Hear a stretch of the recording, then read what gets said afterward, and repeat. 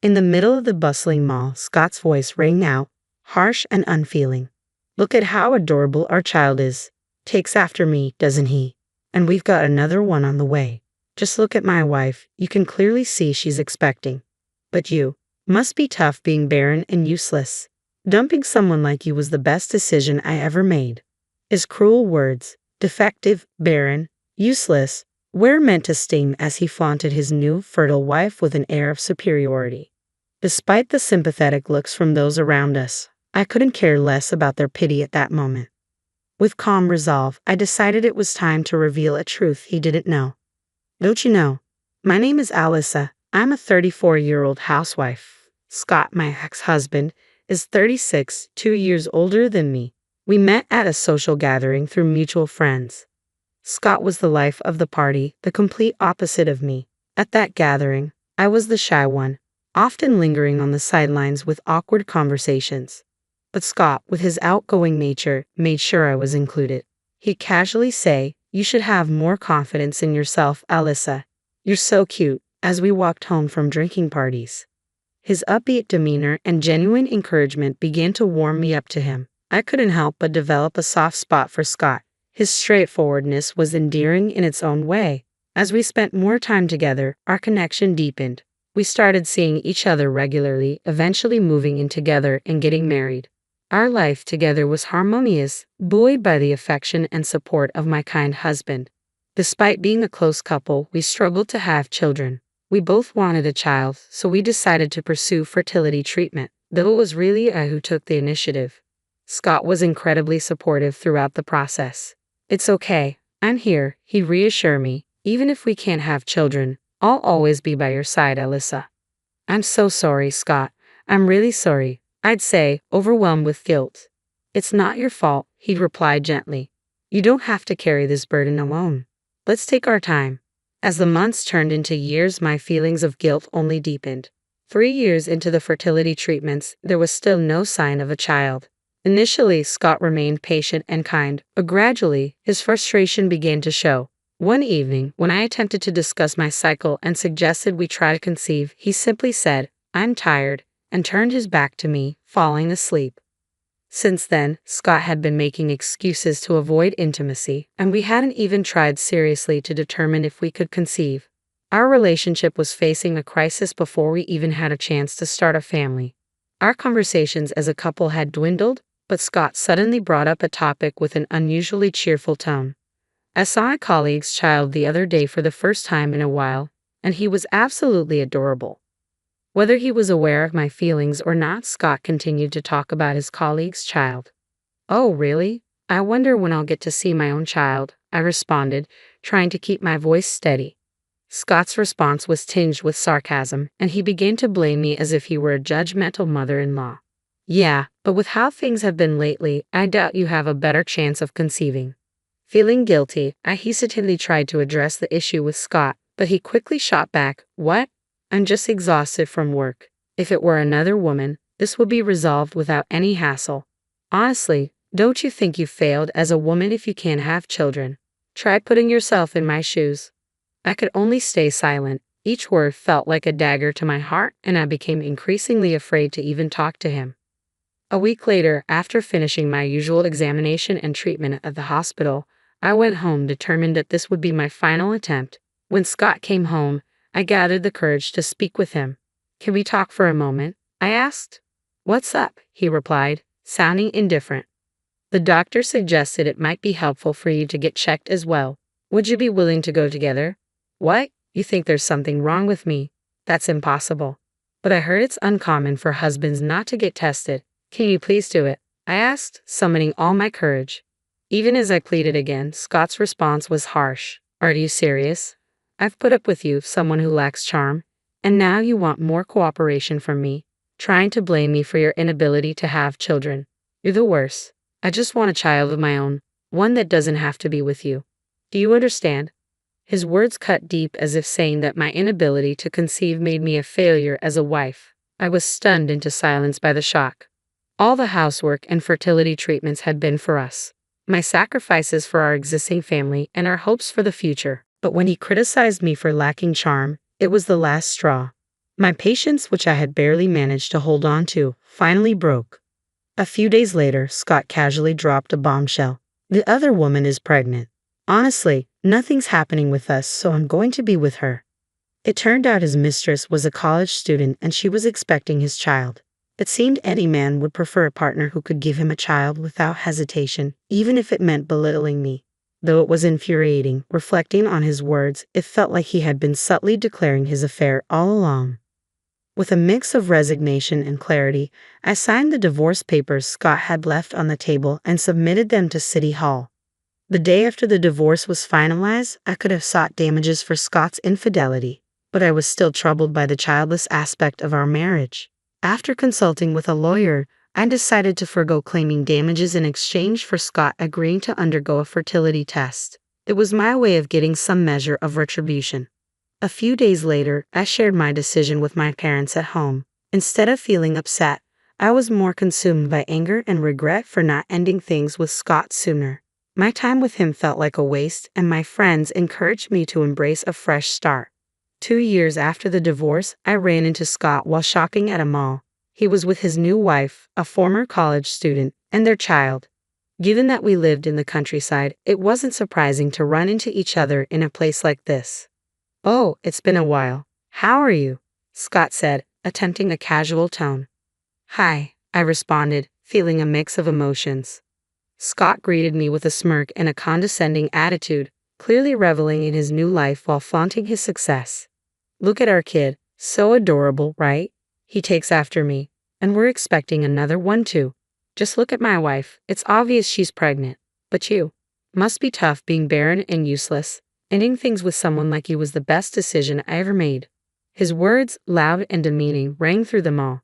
He took pleasure in boasting about his fertile new wife while insulting me as defective, childless, and a failure. Though people around us cast sympathetic glances, I barely noticed. With a deep breath, I decided to deliver a dose of revenge to my ex-husband. "Well, it's great to see you've found happiness with your new wife and child. But tell me, Scott, how does that reflect on you?" "What? What are you talking about?" Scott asked, clearly confused. "Don't you remember? You agreed to undergo a fertility test instead of pursuing damages. The results are in, and it turns out you were the one who needed fertility treatment, not me. I'm perfectly fine and fertile." "No way. This has to be a joke," Scott stammered, his confidence shaken. "It's the truth," I said calmly, leaning in to whisper in his ear. "If you think it's a lie, why not get a DNA test done on your child? Best of luck with your new family." Panicking, Scott abruptly left me and confronted his wife. From a distance, I heard him shouting accusations like, "You deceived me." Not wanting to escalate the situation further, I gave a brief wave and walked away. After the divorce, my heart had felt heavy and clouded, but the truth brought an immediate sense of clarity. I later learned that the children his wife had given birth to, as well as the one she was expecting, were not Scott's. She had a main partner, the true father of the children, but had married Scott for financial security rather than love. Once it was revealed that the children weren't his, Scott's anger grew, and their marriage quickly deteriorated.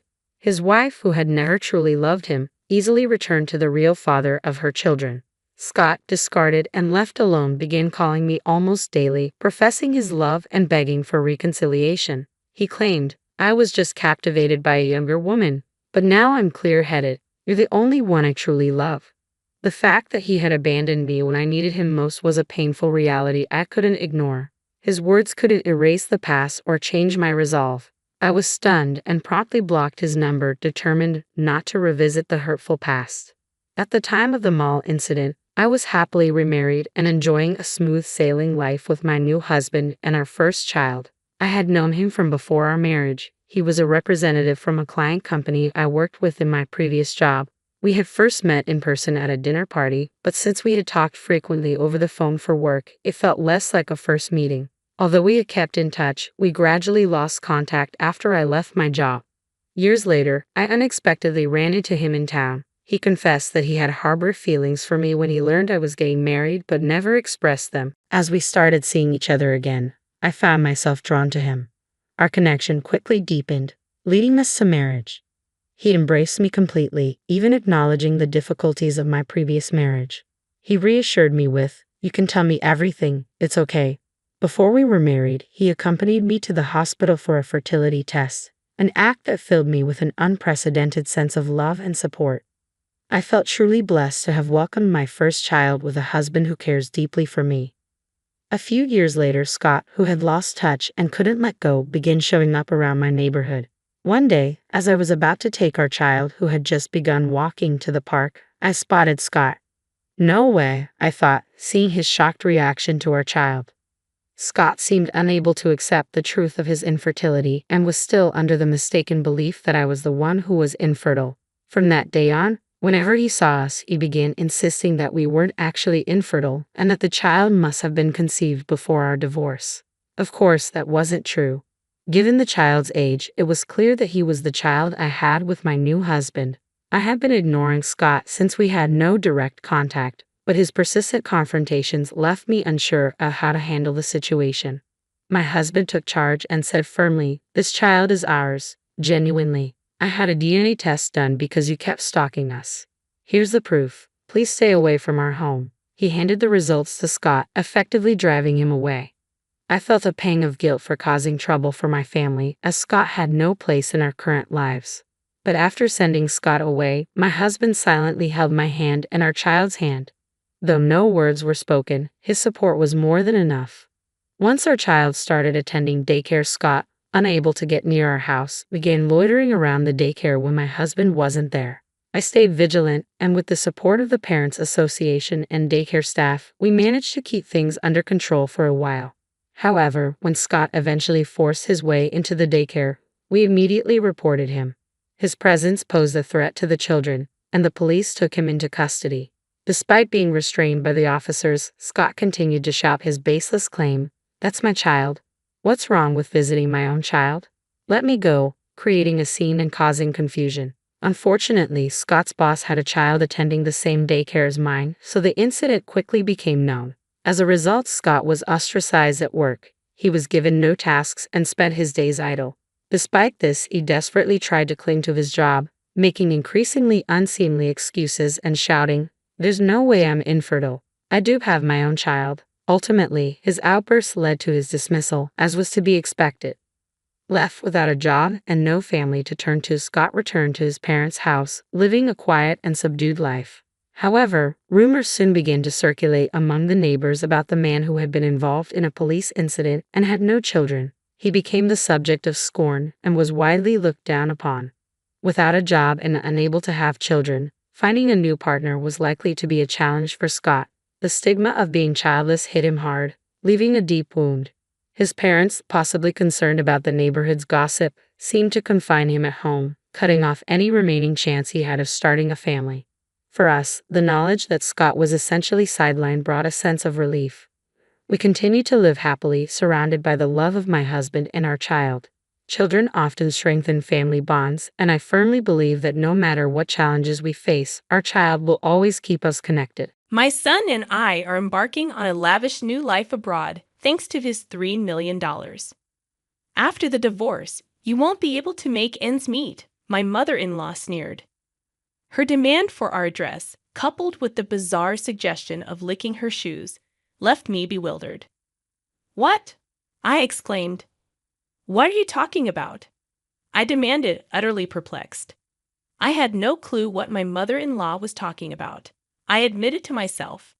There had been no indication that they were planning to go abroad, or that they had been saving up money. "That's because I said my son got $3 million. We're gonna live the high life overseas. Just the two of us," she boasted. The shock hit me like a freight train. Why would my husband leave the country? And where did $3 million come into play? "Why do you want to know so badly?" she taunted. "Well, if you really want to know, kneel down and beg, licking my shoes, and maybe I'll tell," she sneered, her tone cutting. "What's with that attitude?" I retorted, my frustration mounting. "Where is my husband?" I demanded, seeking answers. "Oh, it's very comfortable here. We're enjoying the high life with my son's $3 million, she declared with disdain. "So you're no longer needed," she dismissed me casually. I was stunned by my mother-in-law's callous words. What did it mean that my husband suddenly had $3 million and was living a luxurious life abroad? Moreover, her treatment of me as an outsider fueled my anger and anxiety, yet I knew I needed to assess the situation calmly. How did my husband come into such a substantial sum of money? And could that $3 million possibly be related to? Reflecting on my life, I recalled how I met my husband at work, drawn to his positivity and warmth, leading to our marriage. His parents had welcomed me warmly, and we later had a daughter who was now 14. Growing up in poverty with toxic parents, I was determined to cherish and love my daughter deeply despite facing hardships. However, when my husband was assigned to a project in Texas, he moved away, leaving me to manage work, household chores, and our daughter alone. Reluctantly, I agreed to live with my mother-in-law for support. "Mommy, when will Daddy come back?" my daughter often asked. "It seems he'll be in Texas for a while. But don't worry, Grandma's coming over," I reassured her. Little did I know that decision would become the greatest regret of my life. "You're working late again today, huh?" Women who neglect their families, my mother-in-law's biting remarks greeted me daily. "I have a job too, and I take care of our daughter," I defended myself, but she remained unsatisfied. "When I was young, the family was everything. The thought of working outside never crossed my mind," she'd reminisce. On the day my daughter achieved good grades at school, she claimed credit. "It's all thanks to me. What's the point of you? Maybe we don't need you around." Despite her minimal help with my daughter's homework, I had been the one primarily responsible for her education. Whenever I made a minor mistake in the kitchen, she would criticize me sharply. "How did you and my son even survive before with such poor cooking skills?" "I'm doing my best, and everyone has their own way of doing things," I would retort, my patience wearing thin. "She doesn't do her chores," she complained to my husband. "Mom, she's working too. Please try to understand," my husband would interject. However, as we continued to live together, the relationship between my mother-in-law and me became increasingly strained. With my husband miles away, I felt more isolated. One day, feeling overwhelmed, I decided to call my husband to discuss the situation. "Hello. You okay right now?" "Yeah, I'm good. What's up? It's kind of late." "Well, your mom gave me a piece of her mind about house chores, and it's really getting to me. I'm sorry. Mom's always been a bit sharp-tongued, but maybe she has a point. Still, don't let it get to you too much. Just keep doing things at your own pace." Feeling somewhat reassured by my husband's words, I dedicated myself once again to our daily routine. However, as the days passed, the pressure from my mother-in-law continued to build, and I became more worn out every day. I eagerly anticipated my husband's return. Living with my mother-in-law without my husband around proved challenging. Initially, I coped by holding on to the remnants of his presence. But as days turned into weeks, her behavior became even more unbearable, and I felt crushed under the weight. She nitpicked everything I did from dawn till dusk and criticized me constantly. When I made my husband's favorite rice dish, she coldly remarked, "This tastes terrible. Who'd eat this?" Whenever I took a short break, she would chastise me with, "How can a woman who can't even handle household chores take a break?" I never had much confidence in housework. With my husband, he would just laugh off my little mistakes. In front of my mother-in-law, I realized I had no room for error. I think the way she treats me stems from her excessive love for her son. She seems unable to accept that he got married and moved away from her. This experience solidified my resolve never to become an overbearing parent like her. One day, after treating myself to a small shopping spree at a local mall, my mother-in-law got wind of it. When I got home, she was waiting for me at the entrance fuming. "How could you think of going out for fun when your husband isn't home? What do you think is happening with the household chores? I thought I needed a little break." "A break? In this situation, all this trouble is happening because of your ineptitude." After that, I awaited a call from my husband, hoping that hearing his voice might lighten my mood. However, the content of his call was far from what I expected. I've got some bad news. My work in Texas isn't going well. I got into gambling, and now I'm in a tight spot financially. I've also accumulated quite a debt. What? Are you kidding me? Gambling? In debt? This is way out of line. What's going to happen to our future and our daughters? I'm sorry, really sorry. I feel stuck right now, but trust me, I'll find a way. How? How do you plan to handle this? How much do you owe? I'm working on a solution. I'd always thought of my husband as a sincere person who would never gamble. He was always punctual for our dates, and after we moved in together, he always came straight home from work. He would always thank me whenever I cooked or did laundry. It's because he was so sincere and honest that I married him. But with him away and the constant criticism from my mother-in-law, my life felt unbearable. I can't believe someone as useless as you married my son. My heart was sinking into despair. Since my husband started working away from home, I've been constantly criticized and blamed by my mother-in-law. And my husband's recent confession deepened the despair I felt inside. His debts, the gambling issues, followed by an onslaught of more criticism from my mother-in-law. I couldn't handle it anymore, and one night I left the house and found myself crying on a park bench. Then one day, my mother-in-law discovered a secret from my past. At dinner, she used it as ammunition against me. So, I heard you used to work in a nightclub, huh? Shame on you for raising my grandchild after working in such a place. How did you find out about that?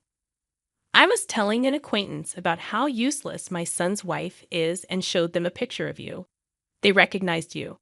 Apparently, you weren't even good at that nightclub job. In my past, frustrated with a mother who never worked and always partied, I left my family home. Struggling for money, I found work at a nightclub. It was a time from before I married my husband, a secret I believed even he didn't know. I was at a loss for words. I had never imagined my mother-in-law would discover this about my past, and she continued to use the secret to berate me further. I can't believe someone like you is the mother of my grandchild. I'll tell my son and have you kicked out. The depth of my despair grew even deeper. My married life with my husband, all the efforts I've made, and the future I had envisioned felt as if everything was taken away with her words. The communication from my husband dwindled. I feared he had started to doubt and suspect me. One night alone in my room, I reflected on my life, meeting my husband, our marriage and our current circumstances, and the constant blame and accusations from my mother-in-law. I felt I couldn't go on like this. I can't take it anymore. Whispering these words, I stepped out into the silent nighttime streets. The hushed streets echoed the hopelessness enveloping me.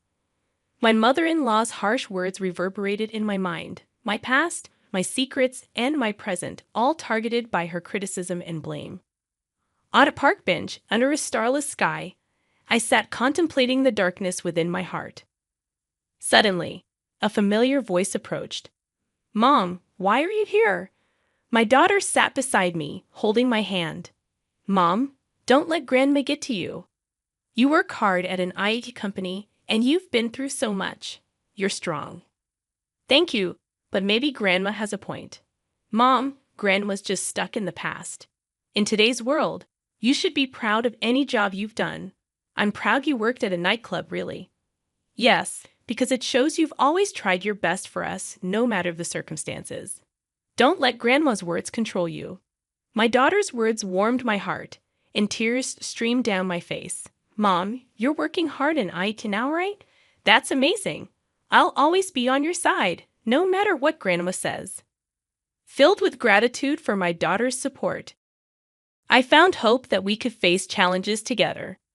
In my husband's study, I took a deep breath before diving into a mountain of paperwork. I meticulously examined each document, seeking to unveil his secrets: bank statements, credit card bills, loan agreements. Slowly, my husband's financial situation became clearer. Why did this happen? I discovered numerous receipts from gambling activities: horse racing, slot machines, casinos. The thought of how much money he had squandered on these pursuits was heart-wrenching. Next, I turned on my husband's PC. The password was his birthday reversed. His inbox overflowed with collection emails and messages from friends demanding repayment of loans.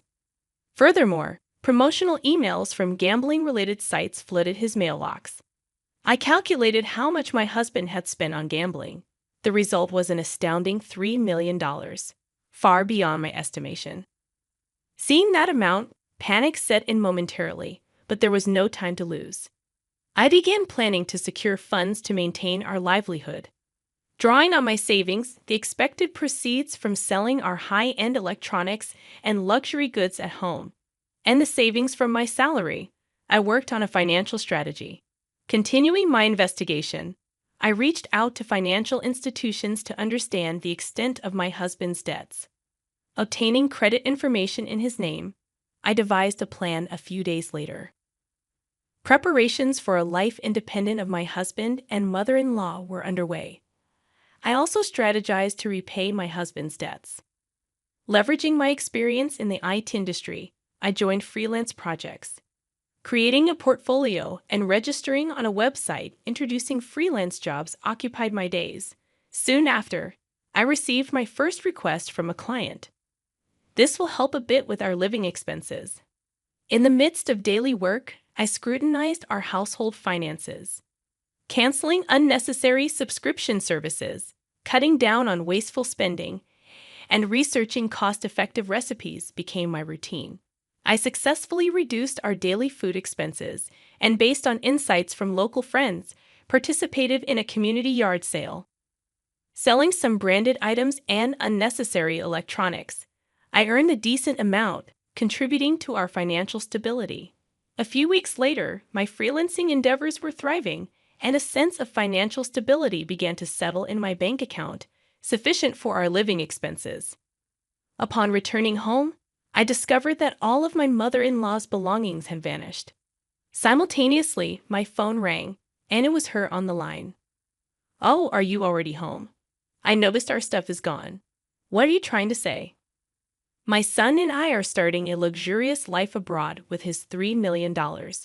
After the divorce, you won't be able to make ends meet. If you want our address, get on your knees and lick my shoes." Suppressing a chuckle, I responded, "Actually, that $3 million is a debt." "Stop joking. There's no way my son has that kind of debt." You might not believe it, but it's true. In his study, there are transaction records from banks and financial institutions, credit card bills, contracts, and more. Plus, on his PC, there are collection emails from financial institutions, messages from friends demanding repayment, and promotional emails from gambling sites. If you don't believe me, why don't you check? I just sent you photos of the evidence. Maybe you should take a look. You're lying. It's the result of him getting deeply into gambling, horse racing, slot machines, casinos. All in all, it amounts to a whopping $3 million.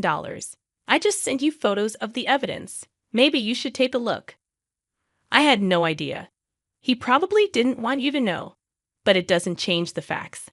In silence, my mother-in-law took a deep breath. I truly didn't know. I don't know what to say. Without another word, I hung up, resolving to begin anew. Shocked by the actions of my husband and mother-in-law, I focused on forging a future for my daughter and me. Later on, my husband called. "I'm so sorry, truly I am." His subdued voice did little to quell my anger. "Why did it come to this? Our family is falling apart because of you. I never thought it would come to this. But when I decided to go overseas with Mom, I couldn't see a future with you and our daughter." Flabbergasted by his words, I asked, "You couldn't see? It's because of your carelessness and lack of planning that our family is in this mess." "I know that, but it's too late now. I made a promise to Mom." "Promise? What promise?" "One to sacrifice our daughter's future and grab a paradise just for yourselves." His silence was met with his sobbing on the other end. Calmly, I hung up the phone. The reason my mother-in-law confused assets with debts was due to a bill of $3 million that suddenly arrived at our home. She mistook the $3 million bill for a lottery winning notice. She began planning her dream relocation overseas and approached my husband about it, unaware of his mother's misunderstanding and thinking starting a new life overseas would allow him to escape the debt problem. He accepted her proposal, mistaking a bill for a lottery notice. After that, I kept my anger towards my husband and began looking for a lawyer.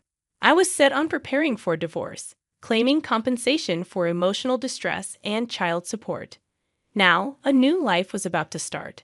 A life for me and my daughter independent from my husband and mother-in-law.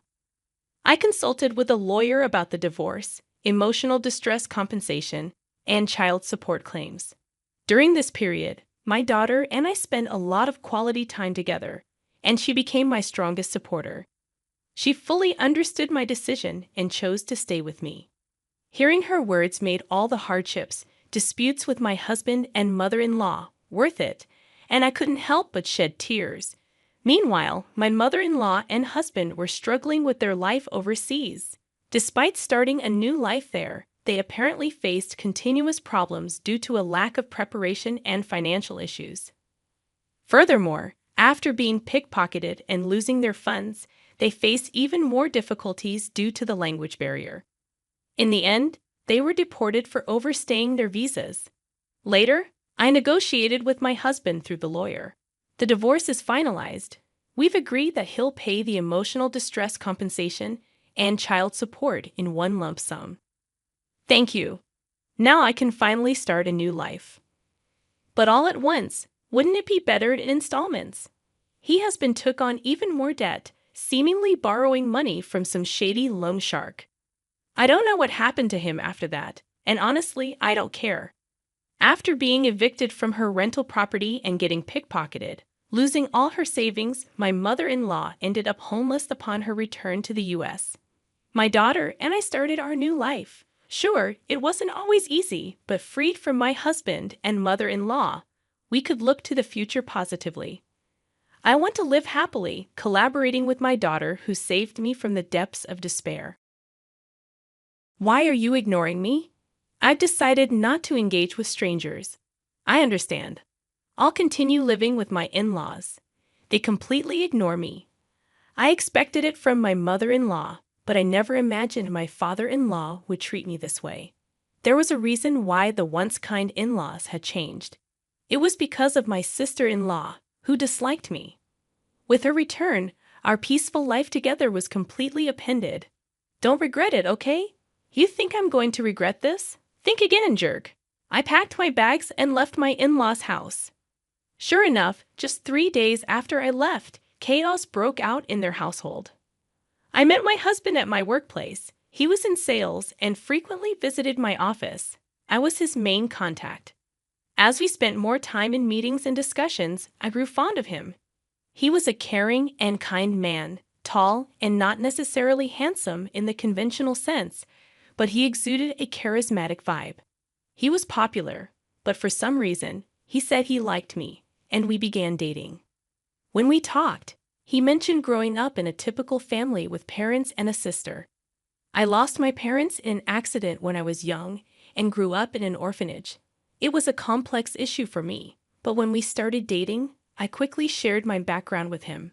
He responded, "That must have been tough, but don't worry, I'll always be there for you." Soon after, he proposed. From the beginning, my husband intended our relationship to head towards marriage and quickly introduced me to his parents. During the introduction, I told them about growing up in the orphanage. They listened attentively and reassured me that it wouldn't matter in our marriage. It made me very happy. Besides, they told me that being raised in an orphanage had nothing to do with being their daughter-in-law, which truly made me happy. Only my sister-in-law, being very attached to her brother, seemed taken aback, asking, "You grew up in an orphanage?" My husband had to reprimand her. In retrospect, she probably disliked me from our first meeting. I didn't give it much thought at that time, thinking we had just met. Before our marriage, my husband and I discussed moving in with his parents. We seriously considered it. But in the end, I decided not to quit my job. It turns out my husband was set to be transferred soon.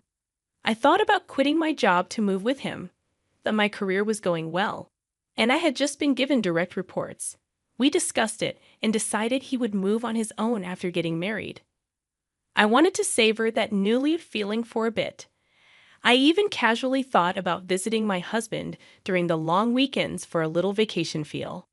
The idea of moving in with the in-laws so soon after marriage was a bit daunting, but my husband probably felt more at ease living with his parents.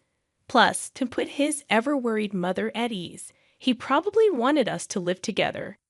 Having lost my parents at a young age, I had always yearned for a family, so living with them wasn't an entirely unappealing idea. Plus, my in-laws had always treated me kindly, and I had grown fond of them. Balancing work and my duties as a daughter-in-law was challenging, but having a family made me happy and fulfilled. One day, my father-in-law approached me with an unexpected request. This would mark the beginning of the unraveling of our seemingly happy cohabitation. It was a time when my overly anxious mother-in-law, who tended to act domineering towards my father-in-law, was out shopping. I was about to start cleaning on my day off when my father-in-law asked to speak with me. "What's the matter?" "Well, I don't want my wife to know, but I'm taking a leave from work." A leave. He explained that he had been having problems with his boss and coworkers, and his health had deteriorated to the point where he had no choice but to take a leave. My mother-in-law is a good person, but she's always anxious and a bit neurotic, living with them. I began to notice her neurotic tendencies and how my father-in-law tiptoed around her to avoid upsetting her. He had always been on the slimmer side, but now that I think about it, he did seem to have lost some weight recently. It would be nice if my mother-in-law was the type to genuinely worry about my father-in-law's weight loss. However, when he had previously taken a sick day due to a cold, she remarked, "A cold. All of your colleagues are at executive levels by now. It's because you're always taking days off claiming bad health or colds. That's why you don't get promoted." Rather than showing concern, she was the kind to give him a hard kick in the pants. He probably tried his best to push through, no matter how poor his health was. However, his condition worsened, and he secretly took multiple sick days to visit the hospital. He was both mentally and physically at his limit. With his frequent early departures, tardiness, and absences, there was talk of him possibly taking a temporary leave from work. But my father-in-law didn't want to upset my mother-in-law under any circumstances. If he were to suggest taking a leave of absence, it's obvious that she would explode in anger. Besides, my father-in-law's salary wasn't that great, and he depended on his overtime pay, so taking a leave would mean he'd be making significantly less. If he told my husband, he'd probably end up telling my mother-in-law. So he approached me, asking if I could help with the living expenses. "If I suggest taking a leave, she might even divorce me," he said. Hearing those words from him felt like a punch to the gut. I deeply appreciated my in-laws, who had warmly welcomed me without discriminating against my background of being raised in an institution. Determined to be supportive, I made up my mind to help him out during this tough time. "Understood. I'll transfer money into your account every month. Please use it for living expenses. I'm truly sorry. I'll do my best to recover quickly and return to work." "Thank you so much," he said. After that, my father-in-law pretended to go to work as usual, while I transferred money into his bank account, which he used for living expenses. My mother-in-law, being rather carefree, didn't meticulously check her bank statements or maintain a household ledger, so she never noticed my transfers. Pretending to go to work, he would visit a mental clinic or take walks in the serene mountains. Gradually, his complexion seemed to improve. I thought he might be returning to work soon, but then an unexpected event occurred. After a marital spat, my sister-in-law returned to her parental home. There's nothing like being home. I thought I'd go crazy if I had to stay with that idiot husband of mine. I'll be staying here for a while. Please prepare meals for me too. I was well aware from our first meeting that my sister-in-law didn't like me. During our family's first meeting, my husband was really upset because she was visibly displeased. During the wedding, she maintained a sour expression throughout and even told me point blank, "My brother looks so good, but you It would have been better if he married someone prettier. She openly looked down on me, raised in an institution, saying it was embarrassing that I didn't have parents to present at the wedding. However, she got married earlier than us and had already moved out, so I thought our interactions would be limited. That's why I thought living with them would be okay. If she had been living at home, I wouldn't have even considered moving in, knowing the daily jibes I would receive. Still, I thought this visit was just temporary due to her marital problems and expected her to leave within a few days. Despite her stern behavior towards my father-in-law, my mother-in-law was never harsh towards me. Even if my sister-in-law had made snide comments, I believed my mother-in-law would have defended me. But I was wrong. One day when I returned from work, something seemed off about my mother-in-law's behavior. Is something wrong? She seemed distant, not engaging in her usual conversation. When I asked, she responded, "Did you know you've been bad-mouthing me behind my back?" "What? I've never said anything bad about you. You've always been kind to me, and I'm truly grateful. Why would I badmouth you? You've been playing the good daughter-in-law card all this time, but you've been bad-mouthing me on the side. Fine, whatever." Saying this, she left the room. In the hallway, my sister-in-law was smirking. "Looks like you've fallen out of favor. Did your true colors show? Being raised in an institution, your background really does show, huh? It's better not to badmouth people, you know." I haven't said anything bad about her. Oh, the neighbors seem to have heard it. After I returned home after such a long time, they told me that you've been constantly criticizing her. What? Who are these neighbors? Look, it's been a while since I got married and moved out, so I've kind of forgotten the names of the neighbors. I've never said any of those things. Stop making things up. Oh my, how rude, Mom. She's calling me a liar and bullying me. Saying this, she entered my mother-in-law's room. After that, my sister-in-law's malicious behavior escalated. She claimed I told her to sleep in the corridor and take the last bath because she's just a lodger. She complained to my mother-in-law about every little thing. Every time, I had to explain that I hadn't said or done any such thing.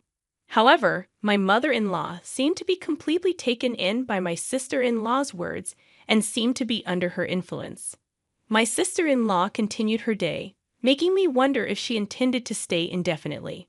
With these worries, I headed home with a heavy heart. I'm home.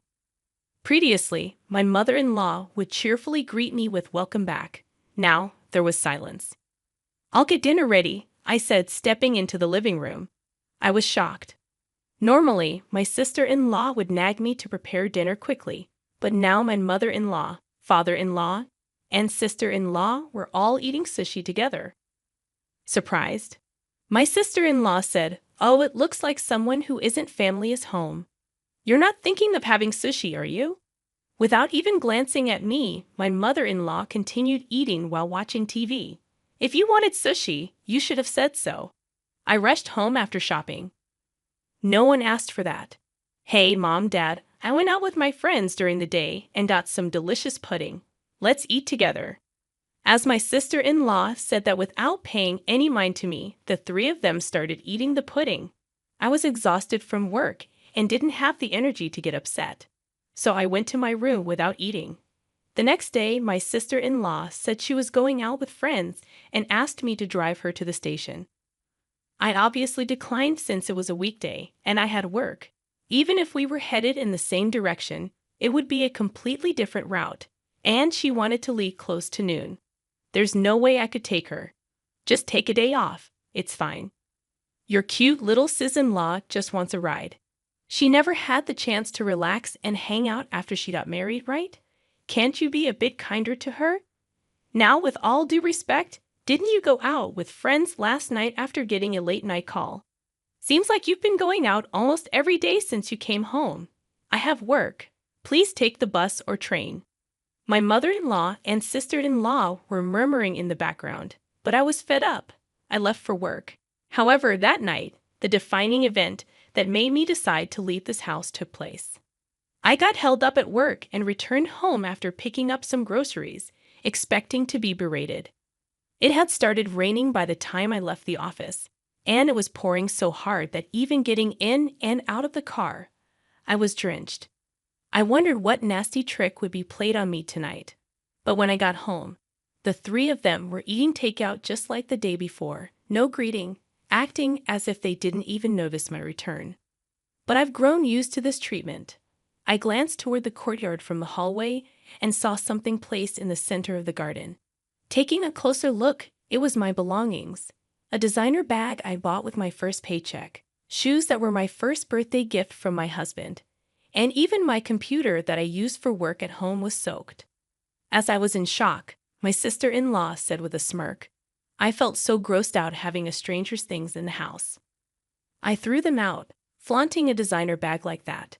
How arrogant of you. Neither of my in-laws said a word about her outrageous behavior. Why didn't you stop her? Have I done something to you?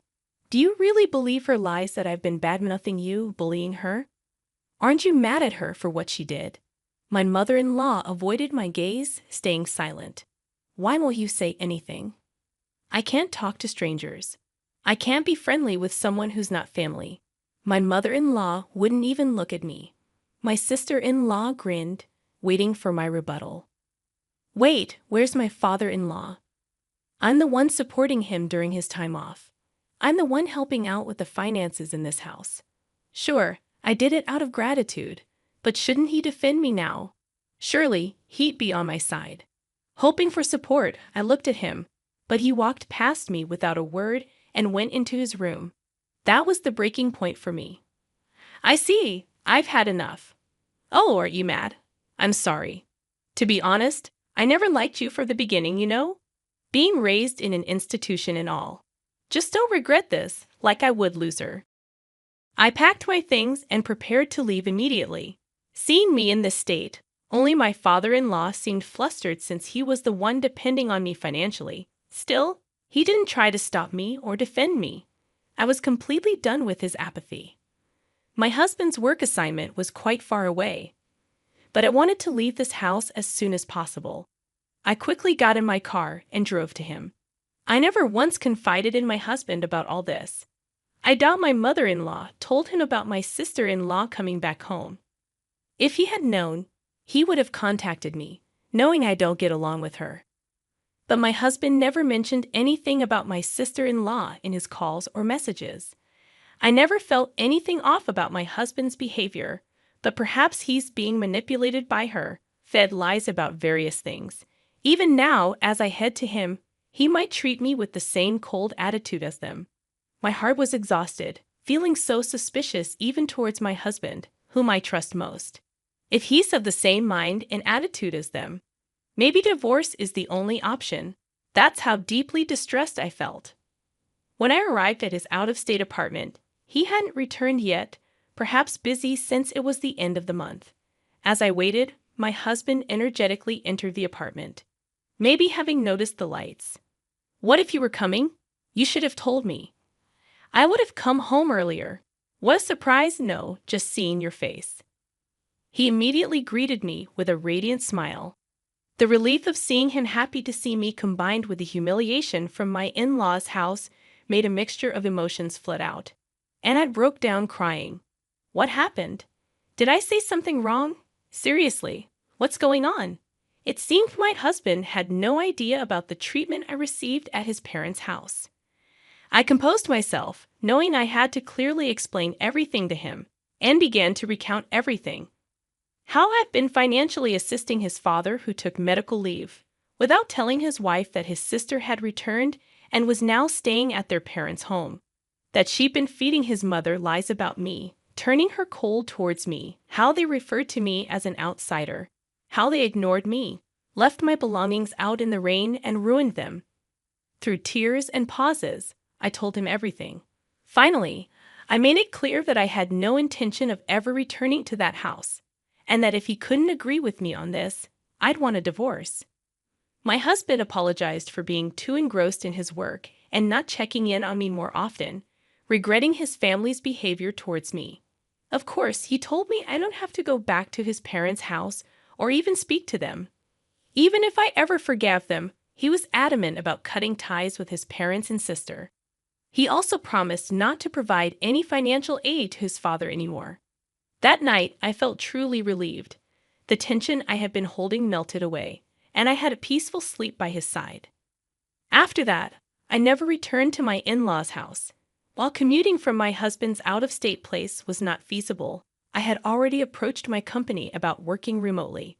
Since my sister-in-law and mother-in-law started treating me harshly, my job doesn't necessarily require being in the office, and many of my colleagues and superiors also work remotely. While I had to visit the office a few times a month, several colleagues lived even further away, so switching to remote work wasn't a problem. I hadn't truly experienced married life since moving in with his family and dealing with my sister-in-law's bullying, but now we could finally live like newlyweds. Just as I was setting up my remote workstation, predictably, my sister-in-law contacted me. It turned out the day after I left their house was the day my father-in-law was supposed to get paid. My mother-in-law usually withdraws a certain amount and transfers it to their household account on payday. But this time she couldn't. Until now, I have been supplementing my father-in-law's reduced salary due to his time off. Upon checking their balance, my mother-in-law confronted him, and he confessed that I had been helping them financially. "Hey, why didn't you tell me you were covering the living expenses?" He told me not to, saying he didn't want you to know, so I kept it a secret. Anyway, we're running out of money for living expenses, and there's no one to cook or do laundry. The room is a mess. As his wife, you need to come back and take care of these things and transfer money quickly. How heartless. I told you, didn't I? I don't regret this. I have no intention of going back to that house or continuing as your maid. Why should I help people who hate me, destroy my belongings, and treat me like this? Aren't you his wife? Without your help, we can't pay the electricity or gas bills. We can't even go shopping. That's why I said it. I'm an outsider, so it's none of my business, right? I hung up, ignoring my sister-in-law's ranting. She and my mother-in-law kept pestering me with calls and messages, but I ignored all of them. Even after my husband returned from work, the persistent calls from them continued. When my husband answered, he told them firmly, "I'll never forgive you for how you treated her, and I'm never sending her back to you. I'm not coming back either. I don't consider you my family anymore. Stay away from my wife, or you'll regret it." Given that my sister-in-law adored her brother, and my mother-in-law heavily relied on him, they were probably in shock. A few days later, I received a call from my father-in-law. He said living with my mother-in-law and sister-in-law was becoming unbearable, and he begged me to continue the financial assistance. I'm still grateful for them accepting me, who grew up in an orphanage when they married. But they didn't support me in my time of need, despite all the financial help I've provided. I don't owe them anything. Why should I help those who joined others in ignoring me? I'll never assist you again. And with that, I ended the call. Later on, my relentless mother-in-law and sister-in-law audaciously showed up at my workplace. Since I was already working remotely and had a bad feeling about them, I'd informed my company about the situation. The security was alerted immediately. Apparently, they caused a scene, demanding that the company force me to send money back home. Upon hearing this, my husband said, "Report them to the police." Colleagues at my company were supportive, saying, "I can't believe you lived with those people. Focus on your remote work with your husband." As for my in-laws, my father-in-law's health deteriorated under the pressure from my mother-in-law and sister-in-law, and he'd eventually resigned. My sister-in-law tried to return to her husband's family, but he refused to take her back. The small town quickly caught wind of her drama at my workplace. Given the embarrassment, there was an uproar at her in-laws' place. The original reason for the fight between my sister-in-law and her husband was her affair. This incident added to their issues, leading to an immediate decision to divorce. Without a home, my in-laws and sister-in-law moved to a cheap apartment, managing to get by on part-time jobs. As for my husband and me, we're finally living peaceful days, feeling mentally and physically fulfilled. Recently, we found out we're expecting a child and are overjoyed. We're looking forward to the day we meet our baby, cherishing our time together. It's inconceivable for someone lacking an academic background like yours to be involved in teaching, particularly since it could adversely impact her academic performance. Upon discovering that I was providing academic support to my niece, my sister-in-law directed her anger towards me. Sophia, why are you associating with someone like her? What if you end up like her? My sister-in-law seemed to perceive my presence as something detrimental, her cold attitude testing my patience. Amy, think before you speak. Who do you think contributes to our comfortable life? Isn't it because Mary works hard at home? In response to my mother-in-law's gentle words, my sister-in-law became even more emotional. Why are you defending her? Isn't it her duty to handle household chores? She's not just doing housework.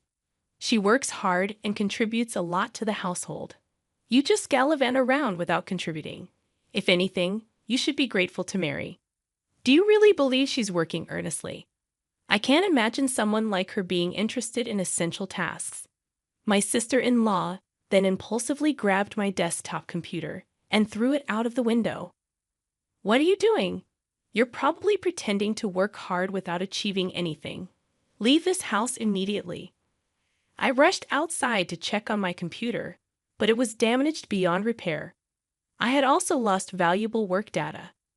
Her immature actions genuinely shocked and disappointed me.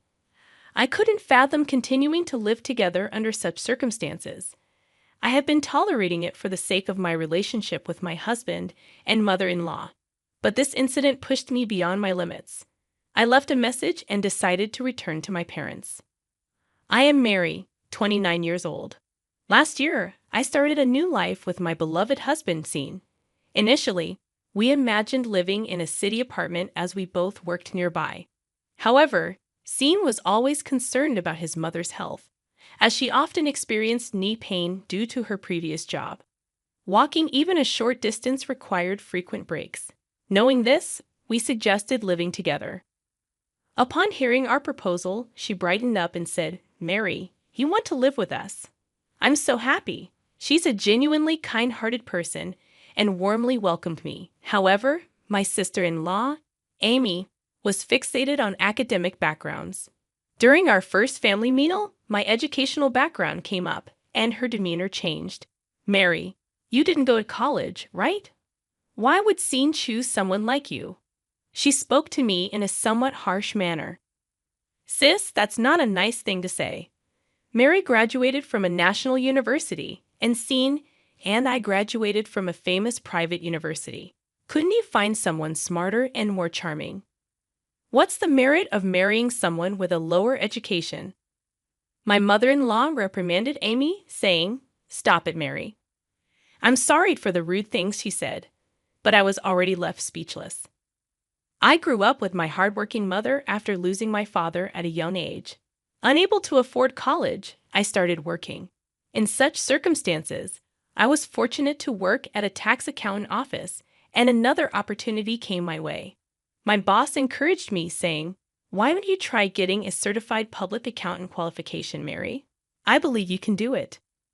Encouraged by his support, I embarked on a new challenge, hoping to secure better job opportunities, increase my income, and better support my mother. My husband understood my aspirations and conveyed my efforts to my sister-in-law. However, she remained cold and indifferent. Despite my genuine intentions, my sister-in-law's words cut deep when she uttered, "If Mary becomes pregnant, I hope the child won't take after her and will be intelligent." These words struck me unexpectedly, making me question if my feelings stemmed from having only a high school diploma. Perplexed, I chose not to escalate the situation, refraining from further discussion. Subsequently, my sister-in-law would frequently mock me over trivial matters, commenting on my cooking speed or reminiscing about her university days during casual conversations, seemingly to taunt me. What bothered me more was that she imparted similar comments to her daughter, Sophia. Sophia, being a kind-hearted child, obediently listened to her mother's words. My sister-in-law had high expectations for Sophia, now preparing for her junior high school entrance exam at S Academy Junior High. Although my sister-in-law took a part-time role there without a teaching license, she did it to avoid additional responsibilities. In front of me, she would deliberately tell Sophia, "Let's work hard together for the future." Frustrated, I bit my lip, lacking the courage to confront my sister-in-law and not wanting to drag my husband and mother-in-law into any trouble. Despite our infrequent meetings, I told myself that enduring her behavior would be okay. However, an unexpected development awaited us one day. My sister-in-law suddenly arrived at our house, holding Sophia's hand, and casually announced, "Mom, I got divorced. We'll be staying here for a while. Please take care of us."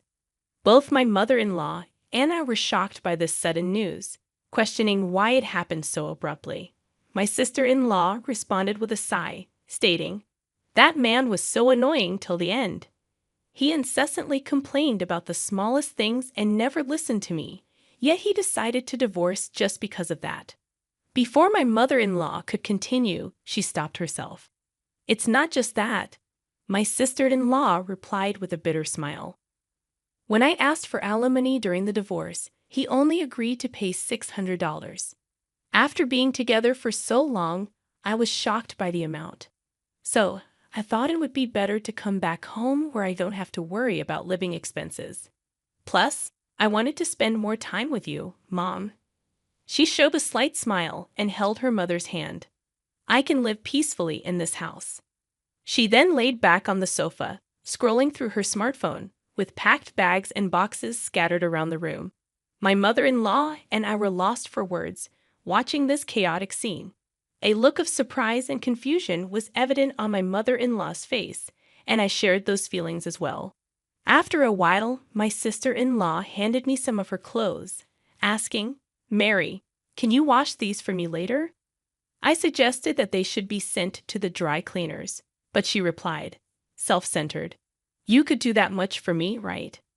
From then on, not only did her requests increase, but her troublesome behavior also intensified. One day, I discovered an oil-based pen stain on the laundry, which was clearly her doing. Upon seeing me sigh at the stain, she remarked smugly, "Oh, did I make a little mistake?" Then she added, "People with low education can't even do housework properly, can they? I wonder if there's any value in living for someone as useless as you." Her actions were causing my stress levels to peak. I reached my breaking point and finally decided to discuss it with my husband. "I work all day and still have to deal with housework when I get home. It's a real burden when she purposely makes things difficult.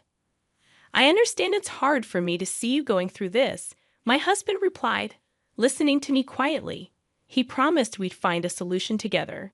That night, he confronted my sister-in-law about her behavior.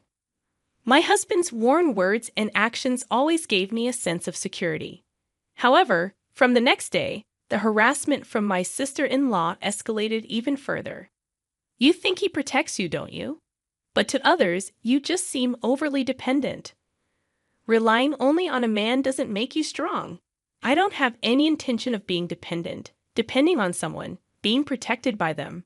To others, you might seem like a coward. Can't you stand on your own?" Holding back my emotions became harder with each of my sister-in-law's words. Despite facing many hardships in life and taking pride in overcoming them, I couldn't stand being hurt by her words. Seeing my distress, my husband seemed wary from the constant confrontations with his sister and began avoiding her.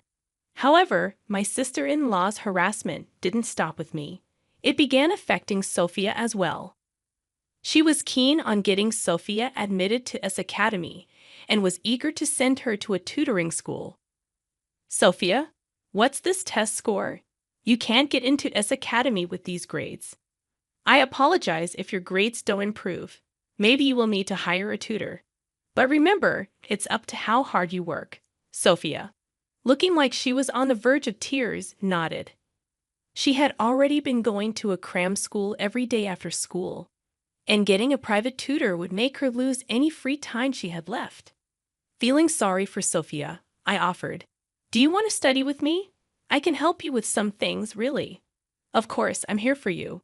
From then on, we started studying together, being careful not to get noticed by my sister-in-law.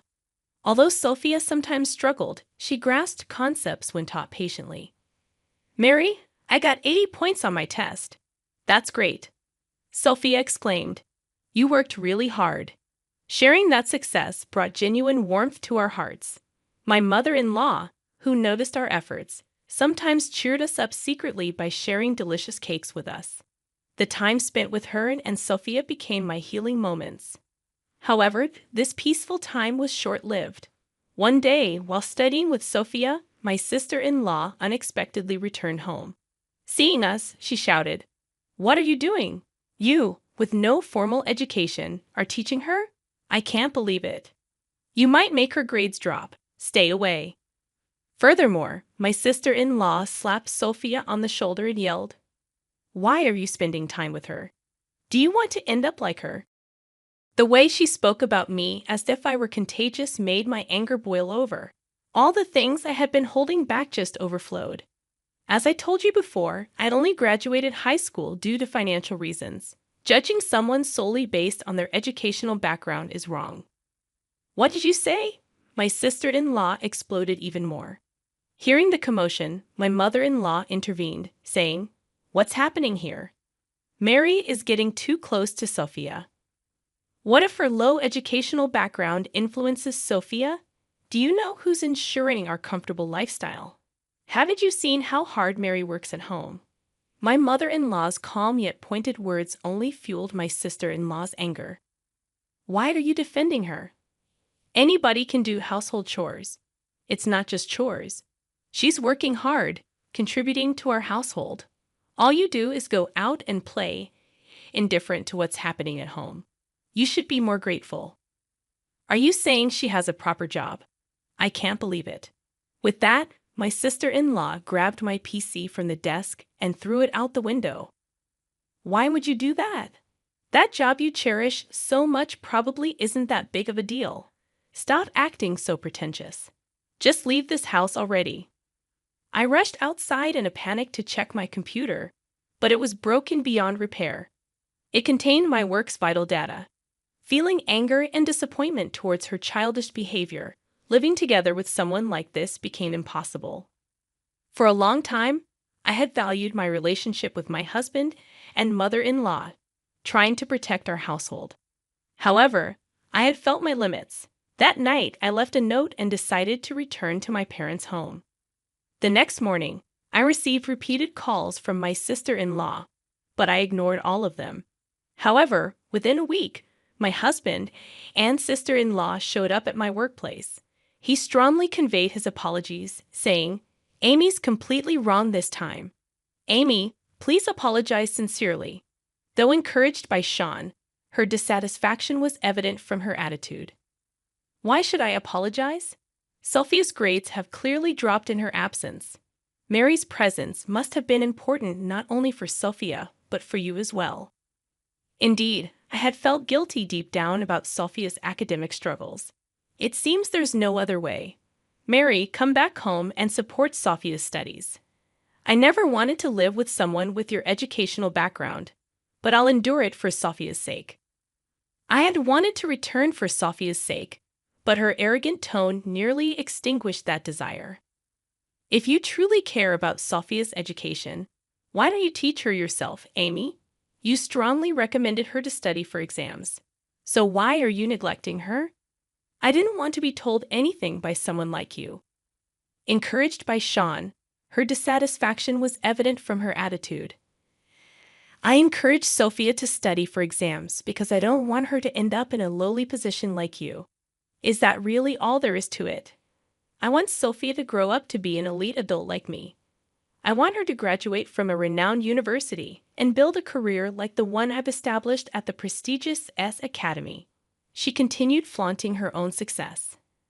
Unable to bear the exchange, my company's director intervened and tried to resolve the matter peacefully.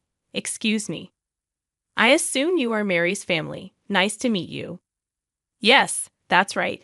My husband greeted the director politely. I have overheard a little. I'd like to affirm that Mary has shown tremendous capability and contributed significantly to our company. Really? I never thought you'd hire someone with just a high school degree. Education doesn't solely define a person's abilities. Even compared to university graduates, Mary has been producing equal, if not better, results. My director's words left my sister-in-law with a surprised expression. Do you truly believe that? I think educational background determines one's status and value, the director responded. Carly, you mentioned you work at S Academy. May I have your name? My name is Amy Smith. You're Miss Smith. I've heard about your troublesome attitude and behavior. Are you implying Mary has been speaking ill of me? No, I haven't. I've heard about you from Mary, but I have heard about you from the principal and other staff at S Academy. Amy's eyes widened, clearly taken aback. Here's the reason. The director handed her a business card that clearly reads Academy Board Chairman. You're the chairman? Both my husband and I were utterly shocked, lost for words upon understanding the information on the card. Amy's demeanor changed instantly, her eyes filled with fear and surprise. I've heard about your behavior and issues within the academy, delegating your work, shirking responsibilities, and even discriminatory actions towards students. Numerous problems have been pointed out. In a panic, Amy responded, "That's not true." Of course, I was considering a direct response. Upon hearing this, my sister-in-law started to panic. I can't lose my current job. I just got divorced and did stuff to support my daughter and myself. She begged desperately, with a serious look on her face. The principal replied calmly but with deep understanding. Our school's policies and philosophies are clear. We cannot tolerate work behavior like yours. My sister-in-law was devastated and burst into tears on the spot. The next day, an official notice from S Academy confirmed that she had to leave the school. Unable to hide her shock, she returned home in confusion. Afterwards, she locked herself in her room, and occasional voices of anger and dissatisfaction could be heard. This situation started affecting the family dynamics. Her stress was often directed at Sophia, and the tension in the household grew day by day. How can you not even solve this simple problem for a sixth grader? This is unacceptable. You will not rest or sleep until you finish this textbook tonight, so make sure to get it right. Sophia had been studying under this strict guidance day after day, and her fatigue was evident on her face. I was worried she might follow Amy's path. Stop pushing Sophia like this. Think about what you're doing, my mother-in-law interjected, unable to bear the situation. Mom, shut up. I don't want to hear anything you say. Taking the situation seriously, my mother-in-law finally told Amy to leave the house. Amy, you can't stay here any longer. Leave now. Why should I be the one to leave? You're the one pushing Sophia to the brink and harming her mental health. If you care about her as your own daughter, leave this house now. I can't believe you're trying to take my daughter away from me. My mother-in-law asked the distressed Sophia. Sophia, what do you want? Do you want to stay in this house or go somewhere else with your mother? Sophia's answer was clear. I want to stay in this house. I'm scared to be with Mom. Shocked by these words, Amy lowered her head and cried. But my mother-in-law's resolve was firm, and she escorted her daughter out of the house. Reflect sincerely on your actions. What you did can never be tolerated. With that, my mother-in-law closed the door. Afterwards, my sister-in-law ended up losing her job and home. She tried various jobs, but due to her personality, she struggled, and her difficult life continued. With her gone, I returned to my mother-in-law's home and regained our peaceful daily life. Sophia regained her peace of mind and started to smile every day. When we learned that she wanted to continue her studies, we, as a couple, decided to support her. A year later, Sophia successfully passed the entrance exam to S Academy, as her hard work finally bore fruit. We felt genuine relief and joy. Now Sophia continues to work hard towards her dream of becoming a teacher, and we hope to continue supporting the path she has chosen. That worthless wife, just discard her before we land in real trouble. As soon as they assumed I was asleep, my husband and his mother underwent a complete shift in their attitudes. Initially leaving home under the pretext of safeguarding their assets, they shamelessly returned, unleashing chaos. When I confronted them with reality, my name is Daisy, 30 years old, engaged to Brad after a 5-year courtship, living with his parents, the true nature of my husband and his mother became evident. Despite our initial agreement to purchase our own house after having our first child, almost 2 years had passed, and we were still residing with his parents. In this extended stay with my husband, his mother, and his younger brother, concerns about me surfaced among those around us. My parents lived at a considerable distance, requiring air travel, expressing regret that they couldn't provide assistance. Despite this, my relationship with my husband and mother-in-law remained strong, seemingly immune to the typical conflicts between mother-in-law and daughter-in-law. I was content until one day, an accident left me hospitalized with a broken bone. Initially, my husband and mother-in-law visited daily, displaying genuine concern. However, their visits dwindled to once a week, and their attitude took a drastic turn. Overhearing a conversation they thought I was oblivious to, my husband and mother-in-law expressed disappointment in me. The accident had rendered me unable to perform household chores or contribute financially. In their eyes, I transformed from a wife to a burden, with the idea of having children becoming even more distant. Their conversation continued, dismissing the purpose of our marriage, claiming that I was meant to serve as a maid and caregiver. Frustrated by the inconvenience, they discussed the possibility of divorcing me. Unbeknownst to them, I heard it all while pretending to be asleep. From that point on, their demeanor towards me grew increasingly cold. My husband's visits became sporadic, and my mother-in-law's comments were laced with disdain. The only solace came from my brother-in-law, who continued to assist me with daily tasks and offered emotional support during my hospitalization. Although physical therapy was challenging, my brother-in-law's presence helped me persevere.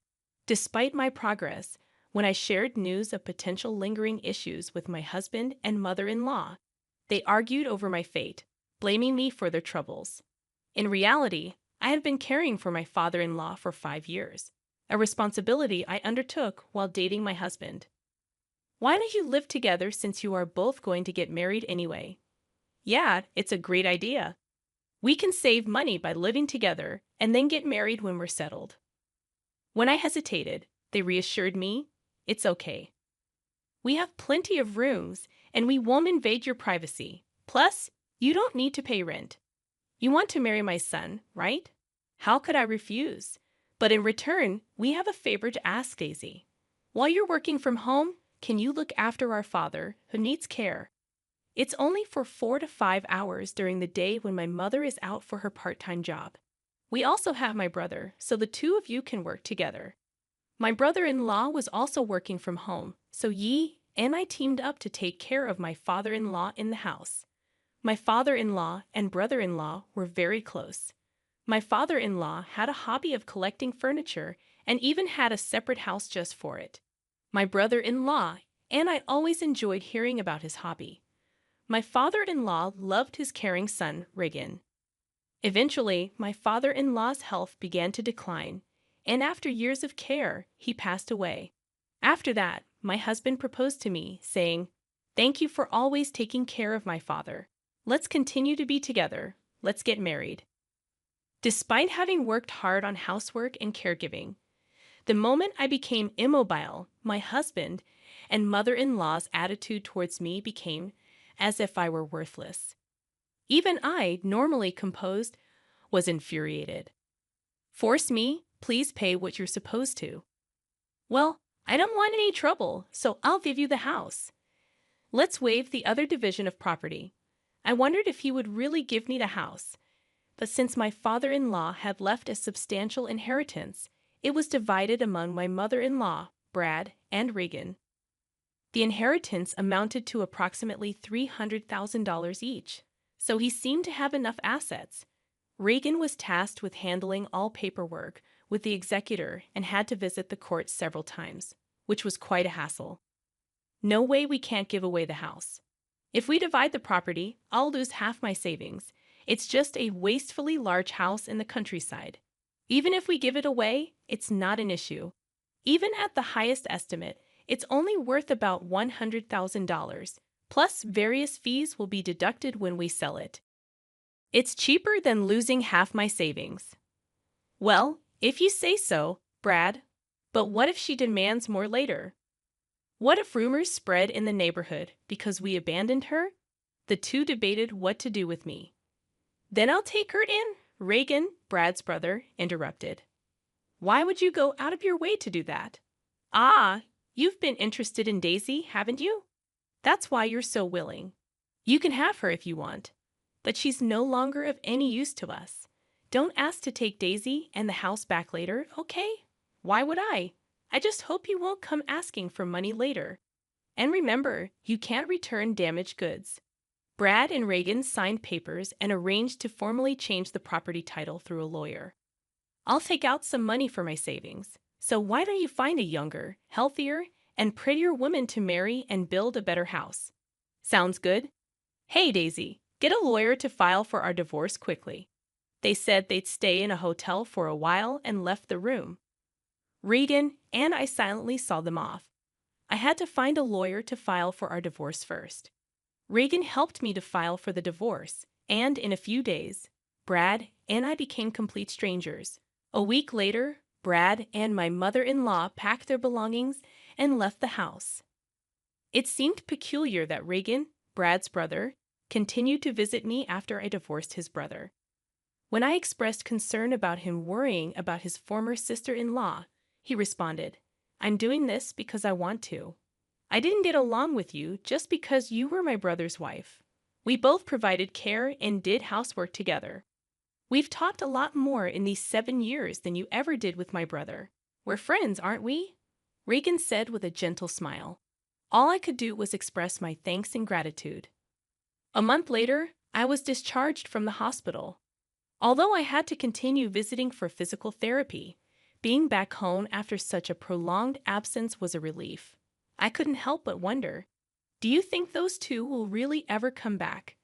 I'm worried they might return and make me work again. If they come back, I'll drive them away. I can't forgive them for treating you so horribly. Plus, they have no right to return to this house, Reagan reassured. Despite still being unable to move as before, Reagan took care of most household chores. Fortunately, as a freelancer working from home, I was able to return to work and contribute financially. Thanks to bi-weekly physical therapy, my recovery proceeded smoothly without complications. A year later, I was able to resume a normal life, collaborating with Reagan on housework. We spent more time together, using our days off for trips. Just as I thought our peaceful days would continue, a storm suddenly hit.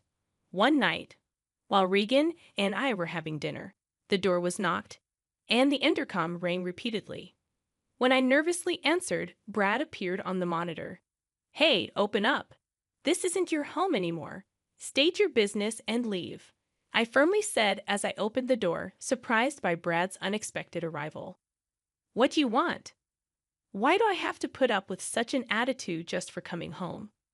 Brad said, entering without hesitation. "I'll be living here again from today. Oh, I'm hungry. Hey, Daisy, give me some food," he ordered, disregarding the changed dynamics. "Cut it out. Why are you here?" I asked, bewildered. Brad explained. "Well, I've spent almost all my money. My mom will be here soon too, so leave the door unlocked." Remaining silent, I heard him say, "Oh, you're all healed up, huh? That's great. Let's get back together. You must have had a hard time without me," as he persisted in his mistaken belief. He approached me with a disgusting familiarity, and the sheer audacity of his actions made me feel sick. "Stop it. I divorced you, and I don't care about you anymore. Don't get cocky. You've been living on my money all this time, and you can't do anything but housework." "Just shut up and do as I say," Brad shouted at me. Just then, the door opened, and his mother arrived, criticizing the unlocked door as careless. "What's going on?" "She's been getting cheeky, so I was giving her a bit of education. She's grown thick-skinned in the year we've been away," Brad explained. Once again, Brad and his mother began to make themselves at home, acting as if it were the most natural thing in the world. I had had enough. This isn't your home. I'm calling the police. Oh yeah, about that. This house was originally in your father's name, right? So that means the heir, including my mother, makes our agreement null and void, doesn't it? Brad shouted, making an unreasonable claim. You promised to give me the house. If you're nullifying that, then everything about the division of property should be nullified as well. Give me half the savings. Sure, but I don't have it anymore. Didn't I tell you earlier? I've squandered it all. I quit my job, spent it all on booze, fun investments, you name it, Brad admitted, shocking me with the unbelievable revelation. I also have some debts with consumer finance, about $20,000. I guess you can pay for me, he continued. Initially, I thought he was lying, but his mother confirmed it. I can't lend you that much money. I'm not asking you to lend it. I'm telling you to pay it. I'm not giving you any money. I'm calling the police, I declared. As Reagan dialed the police to report the situation, Brad began wreaking havoc in the house, breaking the precious furniture that had been my father-in-law's keepsake. His mother joined in, destroying the furniture and laughing as she did so, something so terrible that it tarnished the memory of my father. About 10 minutes later, when the police arrived, I explained the situation to them. This is quite a mess. Let's hear your side of the story, one officer said. What's wrong with me breaking things in my own house? That's right. We're just crushing things we don't need. What's the problem? Brad argued, leaving the police unsure of how to respond. Reagan stepped in, clarifying that the house had never belonged to Brad and his mother. It was under my name. When the police seemed uncertain how to respond to this revelation, Reagan explained that our father-in-law had left a will, and the house was mine from the beginning. Brad and his mother stood dumbfounded. So this isn't your property then? The police asked. Hold on, but I'm her ex-husband. We're like family, so she'll forgive me, right? Brad pleaded. Don't make me laugh. You're a stranger. Once you're an ex, I don't even know you. You were in contact with another woman before our divorce was finalized and treated me like a maid. If not you, then who? I retorted. No, that's not what happened. I was just going along with what my mom said. She ordered me to do all this, Brad claimed. His mother confirmed that Brad had been trying to marry a young woman after our divorce, according to her information. He also quit his job to start his own business, but it failed within just a month. Despite having money, Brad was rejected by lenders and became reckless, engaging in irresponsible behavior such as playing and gambling, claiming he had money to spare. He admitted to having almost no money left, and it seemed that his financial situation was indeed dire. You brought this upon yourself. All this is Brad's fault, I asserted, despite their previous condescending attitudes towards me. They both desperately pleaded for forgiveness, attempting to shift the blame, but this was truly ridiculous. No, I won't forgive either of you. And this isn't something from the past, is it? You were treating me like a servant until a moment ago. Not leaving when I asked you to leave is illegal. And since the furniture collected by my late father-in-law is now mine, you'll need to compensate me for that. But all right, we will compensate you. Just please don't get the police involved. You wouldn't want me to go to jail, would you? They pleaded. Unmoved, I responded. I actually don't care at all. By the way, we're married. It turned out I was married to my former brother-in-law, Reagan. It hasn't even been a year, and you've moved on to another man, my own brother at that. What are you talking about? You moved on before you were even divorced, didn't you? You wouldn't return Daisy to me, no matter how many times I asked. Stop clinging to the past already. Brad was left speechless. I don't care anymore. I'll pay for whatever damages there are. How much for my idiot husband's junk? Well, if we calculate roughly, about $100,000. The furniture that my father-in-law had collected was all high-end pieces made by famous designers, I explained. Brad and his mother, who had no interest in these items, seemed to have believed they were just junk. You're going to compensate for what you've broken, right? We're not sure if we can get the same items, but make sure to pay properly."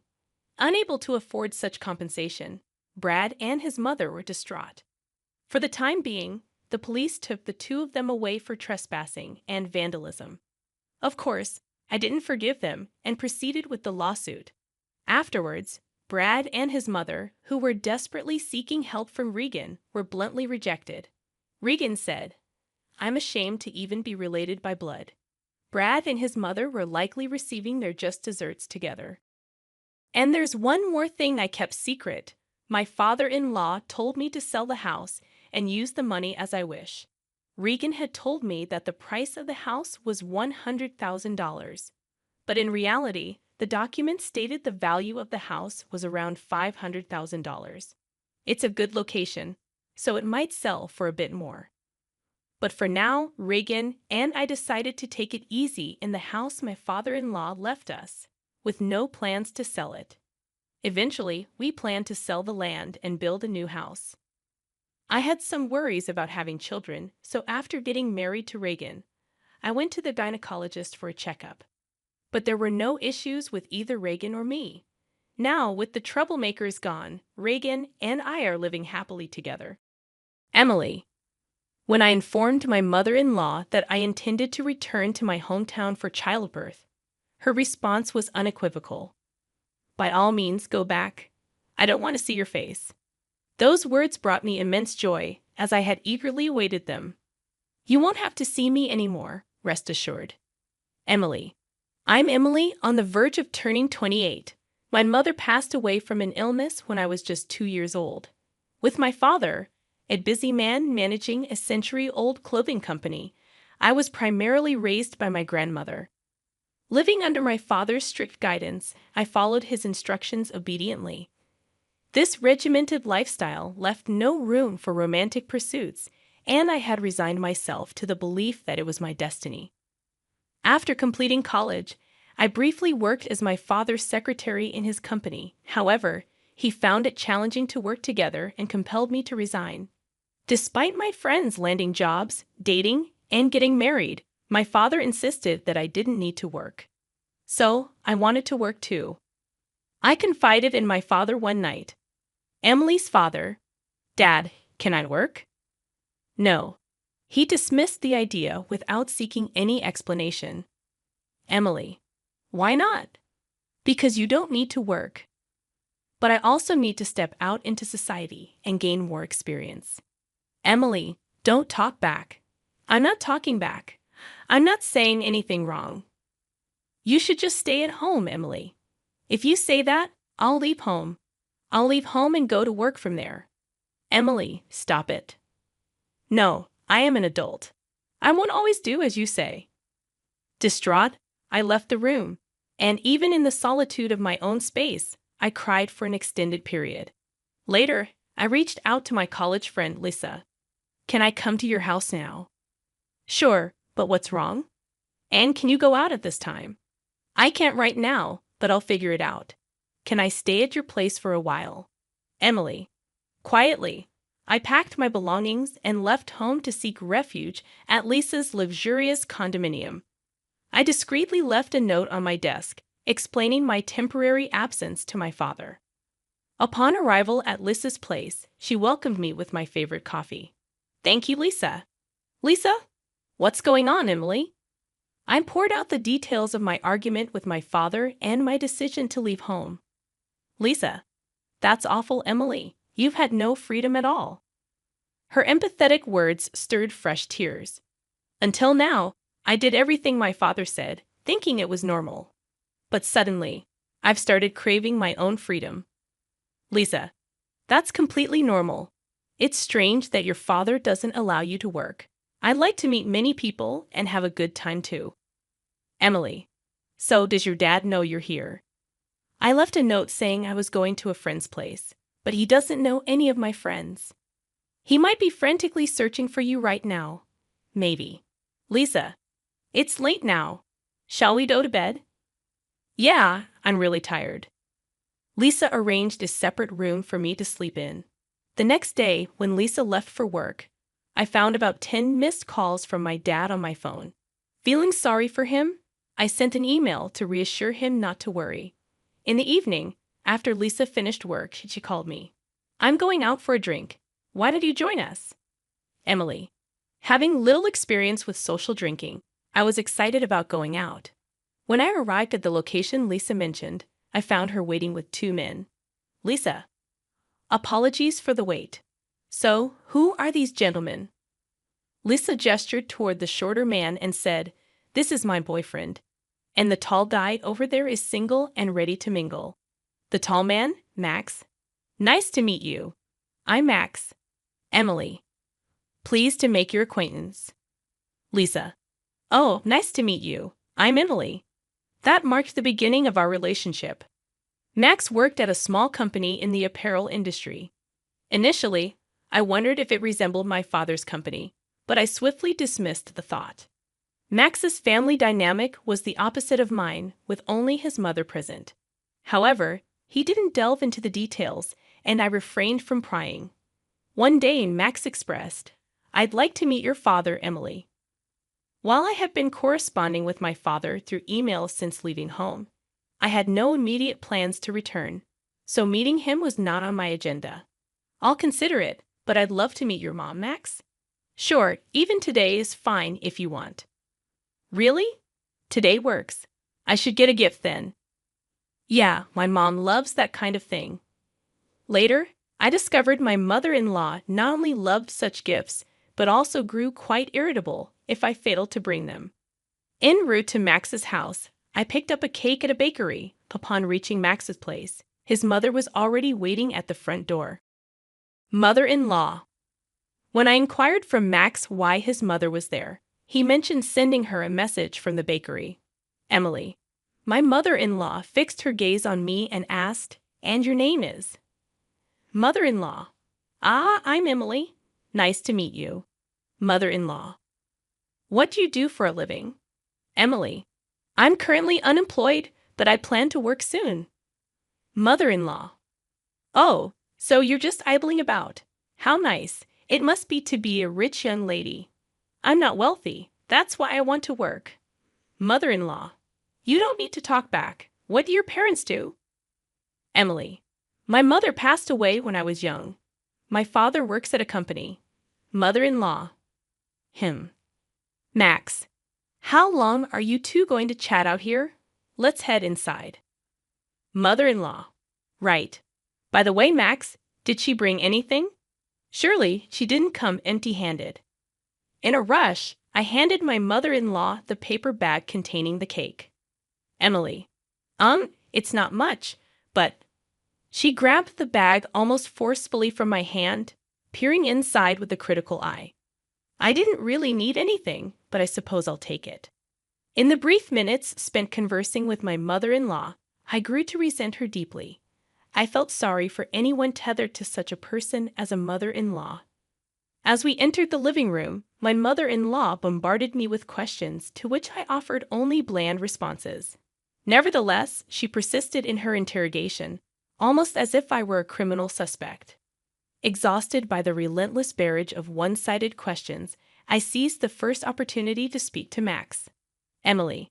Max, I think I should be heading home soon. At that, my mother-in-law's face flushed with anger. Mother-in-law. Do you truly despise being with me that much? Your responses to my inquiries have been half-hearted all along. Max. Mom, please calm down. Mother-in-law. Max, why did you bring such a rude woman here?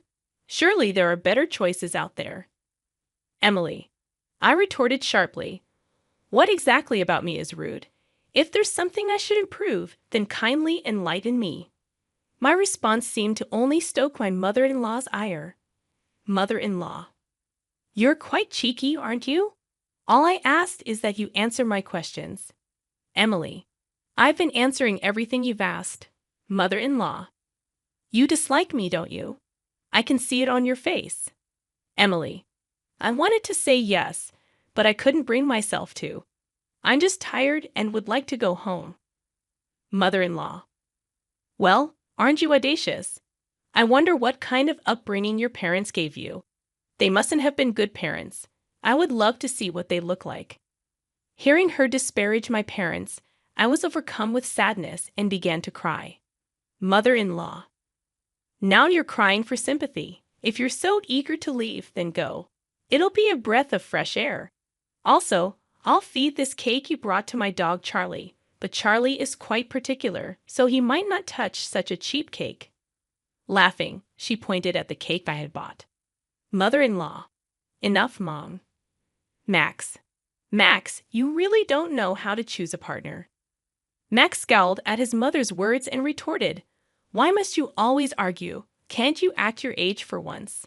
His response seemed to drain his mother of energy instantly. Max. All I want is a good wife for you, Max. Max. I understand. But I'm an adult too, you know? I'm not a child anymore. Emily.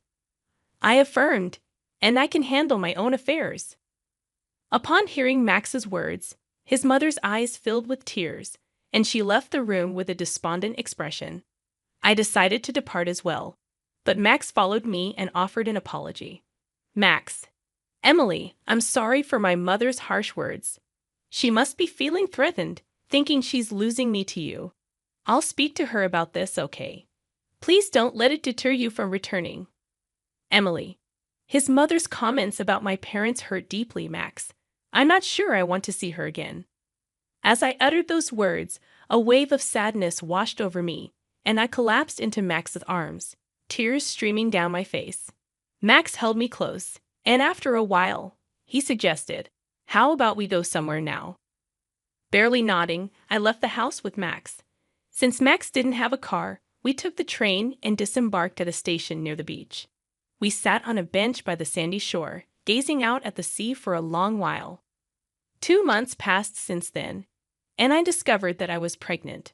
When I broached the subject with Max, he proposed. Max, let's get married. We don't need a lavish ceremony, but let's make it official. We can reside at my house, all right? I don't earn much at my job, so renting an apartment is out of the question. I'll ensure my mother refrains from making unwarranted remarks to you, Emily. While living with his mother wasn't ideal, there seemed to be no other option. Emily. Okay, I'll do my best to get along with your mother. And so, I found myself moving into my mother-in-law's house because of our impending marriage. I returned home to inform my father about it. His face lit up upon seeing me. Emily's father. It's wonderful to see you looking well. I know we've been in touch, but it's been a while since we last met. What's the matter, Dad? I have something important to share. His demeanor shifted immediately. I recounted my encounter with Max, my pregnancy, and our intention to marry. My father listened silently. When I finished, he simply said, "Well, congratulations. I'm eager to meet my grandchild." His smile seemed forced. Emily. Dad, thank you. I'm sorry for causing you sorrow as your daughter. I sat as tears flowed freely down my cheeks. My father too shed tears. I had anticipated anger, but his gentle words wounded me even more. I ended up residing with my mother-in-law due to our impending marriage. Lisa, who had been supporting me since I left home, offered her words. Lisa. You better show me your cute baby's face soon. Emily. Of course, and you should tie the knot soon too. Lisa. I'm eager to walk down the aisle, but he's dragging his feet. But I believe things will fall into place. Let's dine out together again. I initially scheduled the move for Sunday, but my mother-in-law deemed it an unlucky day, so I rescheduled it for Saturday. The relocation went smoothly on Saturday morning. While the movers were busy, my mother-in-law stood by, watching them. Despite repeated warnings from the movers to step back for safety, she remained obstinate. Once the move concluded, my mother-in-law beckoned me over and said, "You didn't settle the payment, did you?" Emily. I didn't catch that. Mother-in-law. She pretended not to understand and walked away, then handed something to the movers' leaders. Understanding dawned on me, but when she returned, she said, "Emily, dear, it seemed like you were hesitant, so I paid on your behalf. Of course, you'll reimburse me later." Mother-in-law. She then cited an exorbitant sum. It far exceeded the norm, so I questioned, You paid that much. Emily. Goodness, it was excessive. Mother-in-law. It's not about the amount, but perhaps it was a tad too generous. It's the sentiment that matters in such situations. Stinginess invites curses. I'm not being stingy. I refrained from further discussion, aware it would lead to another clash. My mother-in-law wore an expression that said, "I'm always right." That's when Max intervened and asked my mother-in-law, "Mom, what's going on? What'd you say to Emily?" Mother-in-law. "Just a trivial matter," she replied curtly before walking away. Max. Are you all right? I warned her not to hassle you. Emily. Thank you. Preferring not to disclose the near altercation with my mother-in-law to Max, I fear he might mention it to her, exacerbating her hostility toward me. Following the move, my mother-in-law scarcely interacted with me, evidently avoiding me. There were weeks when she wouldn't speak to me at all, and those were peaceful days.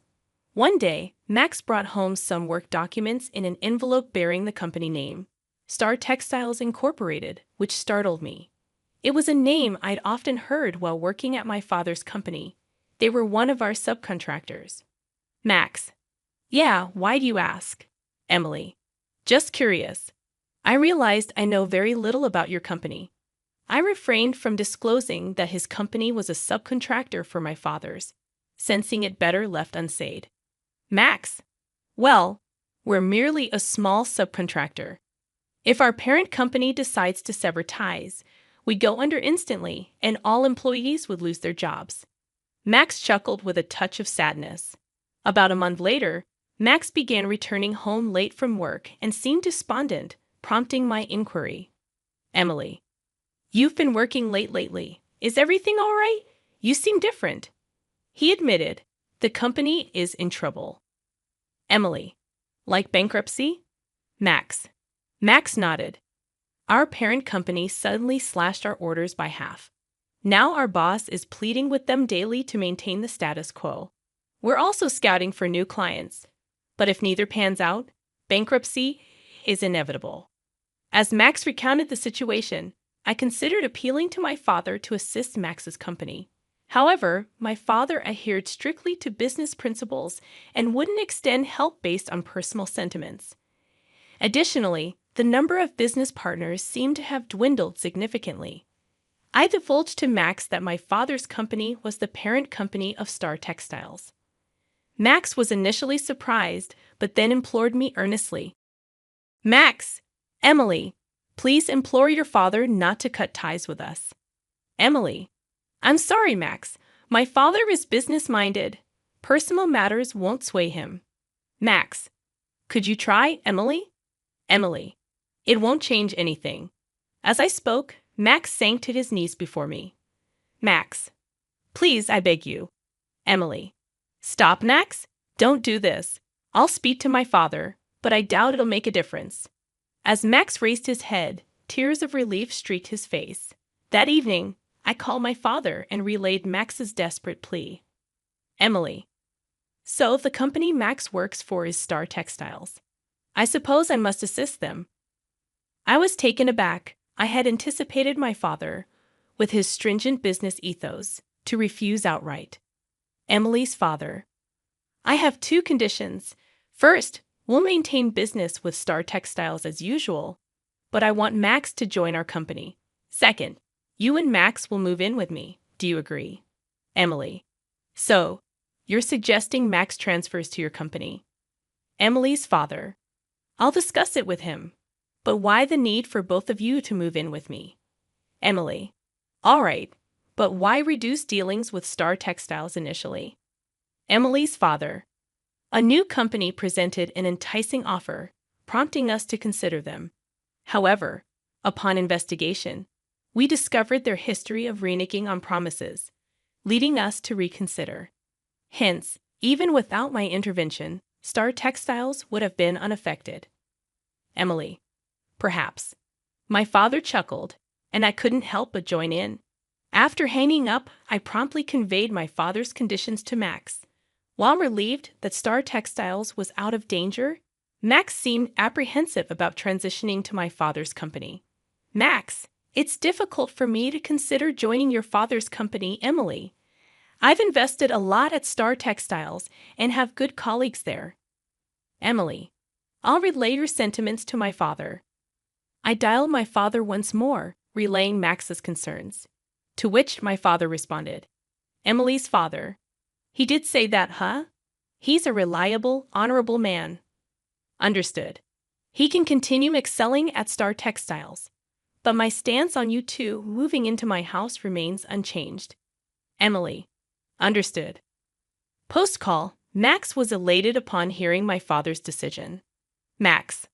I told Max, just remember, don't let your mother know about my father's company. If she finds out, she'll start nagging again. Max. Got it. Several weeks later, I made the decision to return home for the birth of our child. Despite it being just my father and elderly grandmother at home, it felt preferable to being under the care of my mother-in-law. Waiting until my mother-in-law was sipping her afternoon tea in the living room, I approached her. Emily, mother-in-law, regarding my childbirth, I've decided to return home. It's just my dad and my lively grandmother. Upon hearing this, my mother-in-law cast me a venomous look and retorted, by all means, go back. I don't want to see your face. Unfazed, I responded calmly. Emily, you won't have to see me anymore, so rest assured. Mother-in-law. What? Emily. I won't be returning here anymore, and soon Max will be relocating to my parents' house. Mother-in-law. What nonsense. Max is too occupied with work to move. Emily. It's sorted now. Just then, Max entered and informed his mother, Mom, things are looking up at my workplace. Emily played a key role. Mother-in-law. What are you talking about? Emily's dad owns the parent company of my company. Max. At this revelation, my mother-in-law's voice rose as she fixed her gaze on me before stating, Emily, I've been terribly rude to you until now. Deeply apologetic, he bowed. Mother-in-law. I had no idea you were the daughter of the parent company's owner. May I request a favor? I'd like to reside together in your parents' house. Max. Mom, no, you should stay here. Emily. I'm not keen on living with you, mother-in-law. I'd rather not be reminded of our past encounters. Please understand. With tears in her eyes, my mother-in-law pleaded. Mother-in-law, I know it seems harsh, but I can't bear to be apart from Max. Please. Max. No, I can't agree to that. Emily. Please stop. Your past conduct has led to this situation, mother-in-law. I addressed my tearful mother-in-law, who remained kneeling. Emily. You brought this upon yourself. 6 months later, Max, our newborn daughter Kay, and I paid a visit to my mother-in-law's house. However, it was eerily quiet, devoid of any human presence. Max. Calling out to his mother, Max received no response. Max, did you mention our visit? Max. No, I thought it would be a surprise. I wonder where she is. Suddenly, my mother-in-law emerged from the bathroom, looking severely frail. She remained impassive upon seeing us. The kitchen was strewn with empty instant noodle packets, and unwashed dishes littered the sink. Max. Mom, are you all right? My mother-in-law glanced at Max, but remained silent. Max. Mother-in-law, we brought your favorite cake. As I offered the cake, my mother-in-law seized it and began devouring it without a word. Echoing my earlier sentiment, I repeated. Emily. You brought this upon yourself, mother-in-law. Hi, I'm Billy, 28 years old. I married my husband Carl just 2 years ago, but the journey has been far from smooth, thanks to his mother Helena. Our relationship began when Carl and I met at a bar. A right time, right place scenario. We hit it off that night, exchanged contact information, and started texting nonstop, even staying up until 5:00 a.m.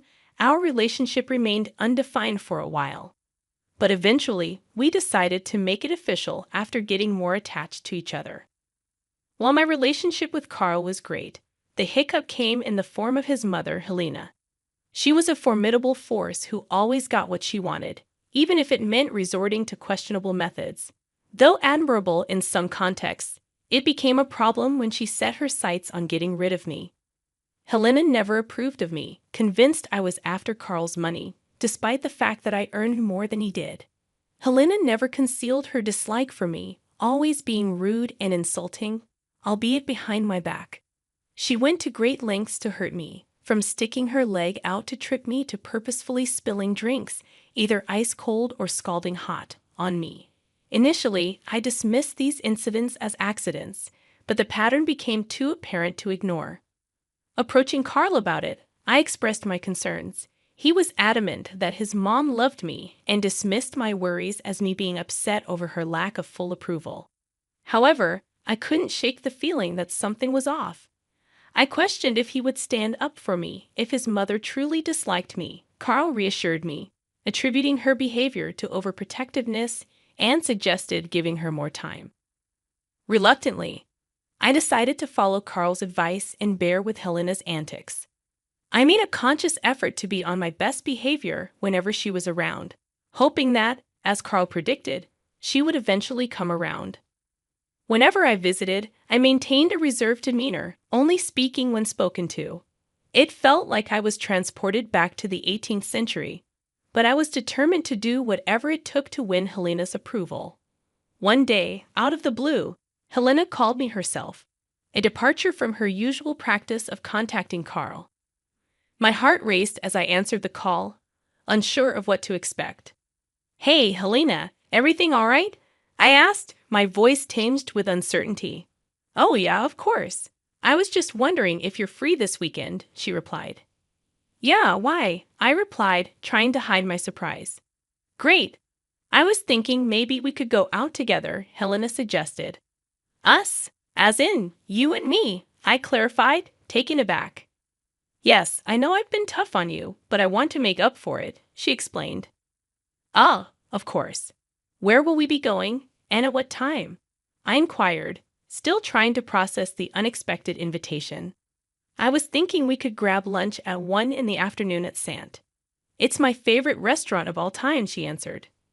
"Sounds fancy," I remarked, feeling a mixture of nerves and excitement. "Oh, it is. So, you better dress well," she teased. "I will. I'll see you there then," I confirmed before ending the call. I couldn't believe Helena wanted to go out with me. It was strange, but I focused on how my efforts were finally paying off. Despite her previous hostility, she needed time to warm up to me. I shared the news with Carl, who was relieved that the two most important women in his life were finally getting along. As the weekend approached, I eagerly awaited our lunch date, planning my outfit meticulously. When the date arrived, I chose a beautiful pantsuit that Carl assured me Helena would approve of. Upon arriving, Helena scrutinized my attire with a hint of disapproval. Nevertheless, I remained optimistic, grateful that she wasn't berating me for my choice. Once inside the restaurant, we were promptly seated, and our waitress approached. Something about her seemed familiar, and then I saw her name tag, Daisy. It clicked in my brain. Daisy was my childhood best friend. We were inseparable growing up, practically sisters. However, life took us in different directions when her family moved away during 7th grade. Memories flooded back as I recalled our tearful goodbyes and countless sleepovers. Despite the distance, our bond remained strong, but eventually our lives diverged. We both made new friends, and our once frequent contact eventually dwindled to nothing. Over the years, I occasionally reminisced about our past, but as time passed, I gradually forgot about her. However, fate had other plans, as there she was, working as a waitress in the upscale restaurant where Helena had invited me. As Daisy approached our table to take our orders, it seemed like she recognized me too. We exchanged pleasantries, and as she cross-checked our orders, she accidentally spilled water on me. Apologizing profusely, she discreetly left a note on my pants. Confused, I glanced at her, and she subtly nodded towards the note while continuing to dab at my lap. Curious, I discreetly read the note, which urgently asked me to come to the washroom. Puzzled and concerned, I excused myself and made my way there. After a brief wait, Daisy walked in, ensuring the stalls were empty before hugging me tightly. Surprised, I reciprocated and greeted her, expressing my delight at seeing her again. As we caught up, Daisy hesitated, indicating that there was something important she needed to tell me. "What's wrong? Is everything okay?" I inquired. "With me, yes, but with you, it's not going to be," Daisy replied, concern etched on her face. She explained that she overheard Helena, who was sitting in front of me, discussing plans to poison her daughter-in-law's food with something she was allergic to. "Holy crap, that's your mother-in-law?" I exclaimed, shocked by the revelation. "Yeah, and I'm pretty sure she was talking about you." "I wanted to be careful about any other woman she might bring here," Daisy clarified. "What in the world are you talking about?" I asked in disbelief. "I overheard her planning to poison her daughter-in-law. I'm warning you just in case." "Run," Daisy urged, her expression grave. "Wait, are you sure it was her?" I questioned. "Hold on," Daisy said, producing a discreetly recorded conversation as evidence. While cleaning their table, I discreetly placed my phone in my shirt pocket, slowing down my cleaning process. Daisy, sensing the urgency, quickly found the video on her phone. As described, the footage revealed Helena and her friend Betty talking disparagingly about me, labeling me a disrespectful daughter-in-law incapable of caring for myself or their son. Helena even boasted about tormenting me to put me in my place, referring to my efforts to gain her approval as pathetic. In the video, Helena outlined her plan to test me by surreptitiously adding finely crushed peanuts to my food, intending to mock my allergy and make a scene. Watching this casual discussion about triggering a potentially life-threatening allergic reaction shook me to my core. Helena clearly identified me as the daughter-in-law she was referring to, and I have a severe allergy that could lead to anaphylaxis. Grateful for Daisy's warning, I thanked her for the heads up. She assured me she was just looking out for another woman and expressed relief that she could help. We exchanged phone numbers, and I informed her that I might use her name as an excuse to leave, to which she agreed. Leaving a generous tip, I returned to our table where Helena was visibly impatient and upset. She remarked on my appearance, accusing me of looking like I'd peed my pants. I explained that the waitress had apologized for the spill, downplaying it as a minor issue. Despite Helena's dismissal of the waitress's courtesy, I used the wet pants as an excuse to leave. Helena insisted that I stay and continue the gathering, but I expressed concern about the cold AC and my discomfort. Apologizing, I stated that I needed to leave immediately to avoid falling ill. Helena, clearly disappointed, tried to guilt me for leaving when she had extended an invitation to know me better. Apologetic yet resolute, I explained it was beyond my control and left, encouraging her to enjoy the rest of her time at the restaurant. After expressing my excuse, I left promptly and drove straight home. However, before reaching home, I made a detour to a gas station where I texted Daisy, urgently requesting the video of Helena discussing her plan. Daisy responded promptly, and armed with the incriminating evidence, I resumed my journey home. Carl's surprise at my early return was evident, considering how excited I had been earlier. Without exchanging words with Carl, I headed straight to the bathroom, craving the cleansing heat of a hot shower. Fearful that Helena might have tainted my clothes or hair with crushed peanuts, I scrubbed myself vigorously, repeating the process 3 times.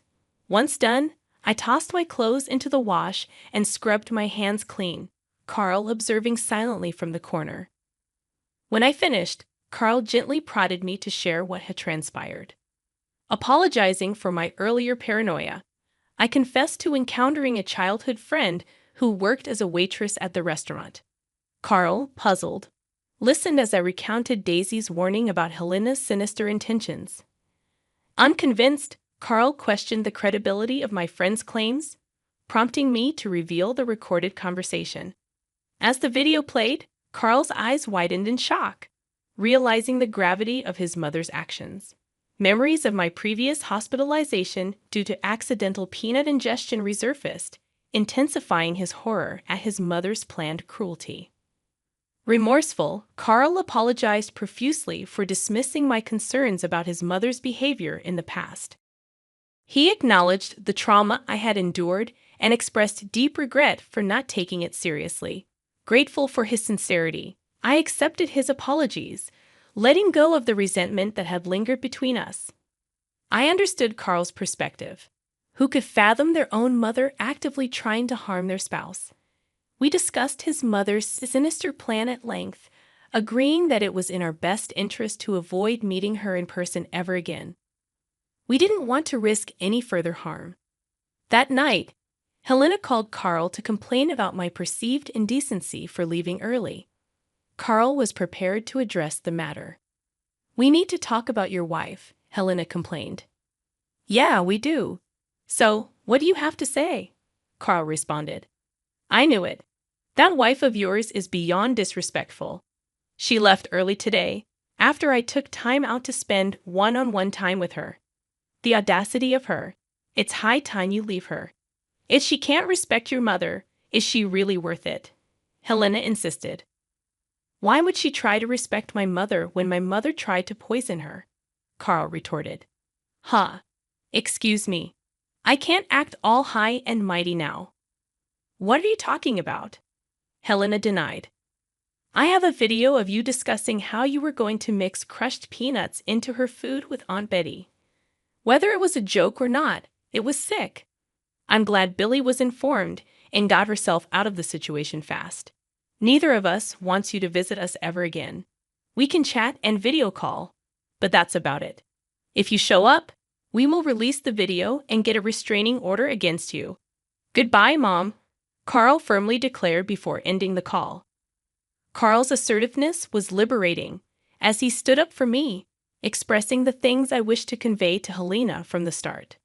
Helena persisted in calling and texting, spewing insults against me. Carl occasionally picked up her calls, hearing her accuse him of disrespecting her by believing his wife's lies. Nevertheless, he always found a way to end the conversation. Initially skeptical about Helena listening to our firm stance, she kept her communication limited to calls and texts for months. Just as we began to relax, Helena decided to visit. Frustrated by her relentless insults, Carl ignored her calls for about 2 weeks. She was displeased with our decision, and in her determination to express her dissatisfaction, she chose to show up uninvited at our house. Her incessant doorbell ringing and shouts for us to open up became unbearable. Despite attempting to ignore her, the persistent noise eventually gave me a headache, prompting Carl to open the door. She pushed him aside and marched into the house. Wary of her evident anger and potential for causing harm, I tried to keep my distance. However, my curiosity led me to observe the confrontation. Helena wasted no time in expressing her displeasure. "Mom, what are you doing here? Didn't we? Don't you start with me, Carl. I'm your mother, and I have a right to know about what's going on in your life." "Sure, but you've never actually asked me what's been going on in my life. All you've been giving me are your unsolicited opinions on my wife." "They're not opinions. They're facts. Look, I'm sorry I ignored your calls, but you need to leave now." "I'm not leaving until your witch of a wife comes here and apologizes for defaming me." "Defaming? She didn't do anything like that. How can you stand up for her against your own mother?" "I didn't at first, but then I saw the proof, and I couldn't side with you anymore. So get out, please. That proof is fabricated. Like I'd ever try to put crushed peanuts in her food. I'm going to ask you to leave once again, or I will get the police involved." Helena refused to leave, escalating the situation by accusing me of being a family wrecker and threatening to make me pay in the worst possible way. Terrified, I was relieved when Carl called the police, who escorted her away. Subsequently, we filed for a restraining order, determined to maintain a distance from her. Helena persisted in portraying me as evil to the police. This false narrative hurt, especially since I hadn't done anything to warrant such hostility. Facing backlash from Carl's relatives for seemingly villainizing his mother, Carl took a bold step. He placed them in a group chat, sharing the video of Helena planning to poison me and explaining my severe peanut allergy. The relatives apologized and redirected their anger at Helena. Unwilling to accept responsibility, Helena retaliated by blowing up our phones, accusing us of defaming her again. Despite the challenging months, we decided to move on, blocking Helena everywhere and committing to no contact with her. Grateful for Daisy's intervention, I rekindled our friendship and life has taken a positive turn. We've hung out a lot, almost returning to our old friendship. With Helena out of our lives, we look forward to a better and brighter future. My husband has a new stepmom, and she's pretty young, only 10 years older than me. Well, that's not the dilemma. I'm pregnant, and so is she. Now, in a family dinner, she announces that she doesn't believe the baby actually belongs to my significant other, aka her new son. Can you imagine the drama that unfolds when I demand, "Fine, how about we just take a DNA test? And besides, if I have to take a DNA test, you do too." Fair warning, this is going to be long. I just really wanted to share this with someone who isn't always caught up in a mess with me. There's a lot of background, but I promise it's worth it. My husband, Jay, and I just got back from our honeymoon a couple of weeks ago. This wedding has been a long time in the making. We've been together since high school, but friends all our lives. Since we didn't do anything big for the ceremony, we decided to go all out for the honeymoon.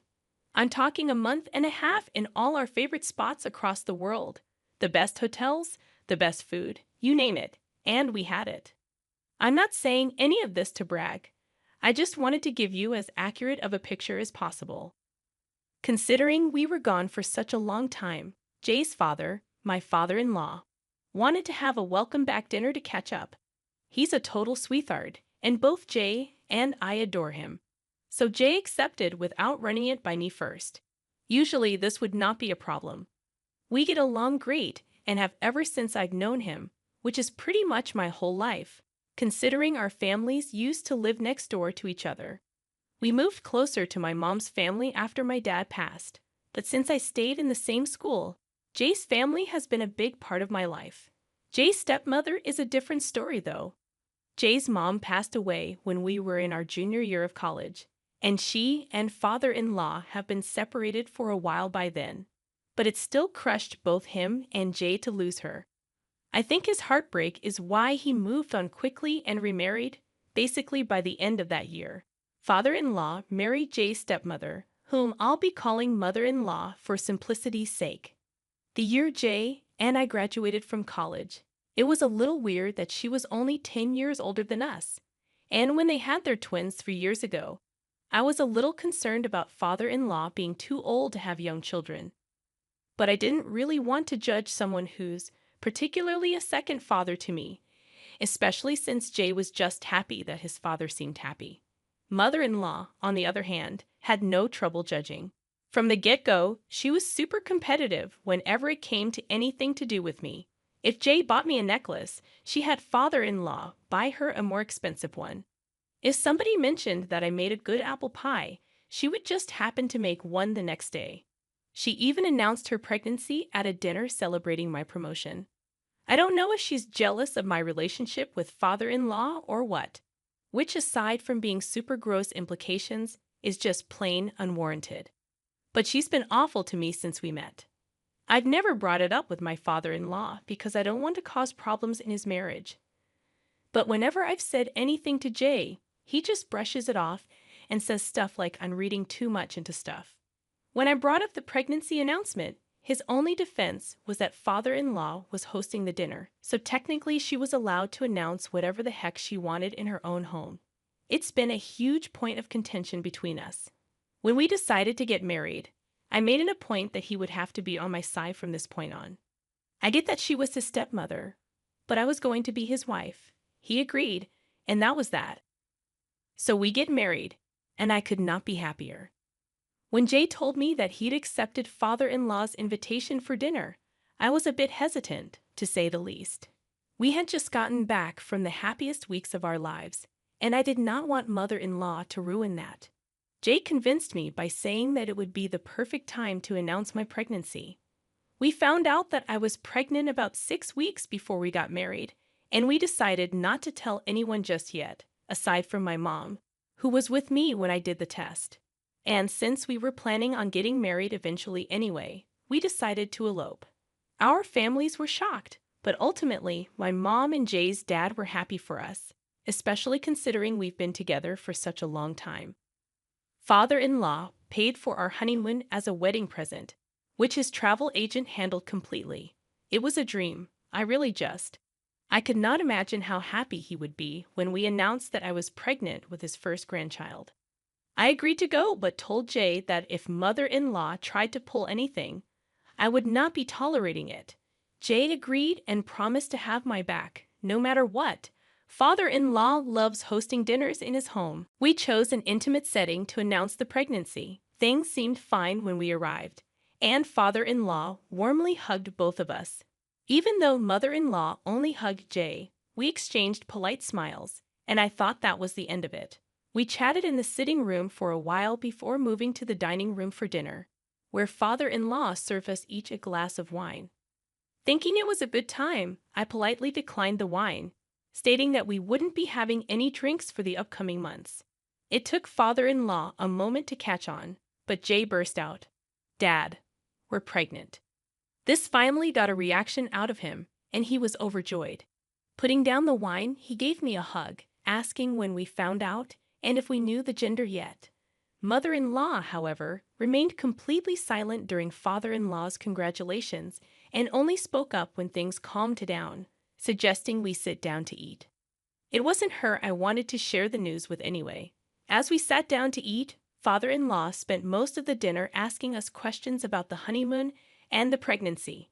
He and Jay excitedly discussed fatherhood and the kind of father Jay would be. It was heartwarming to see my husband so excited about our growing family. At that moment, I knew I had picked the right man to start a family with.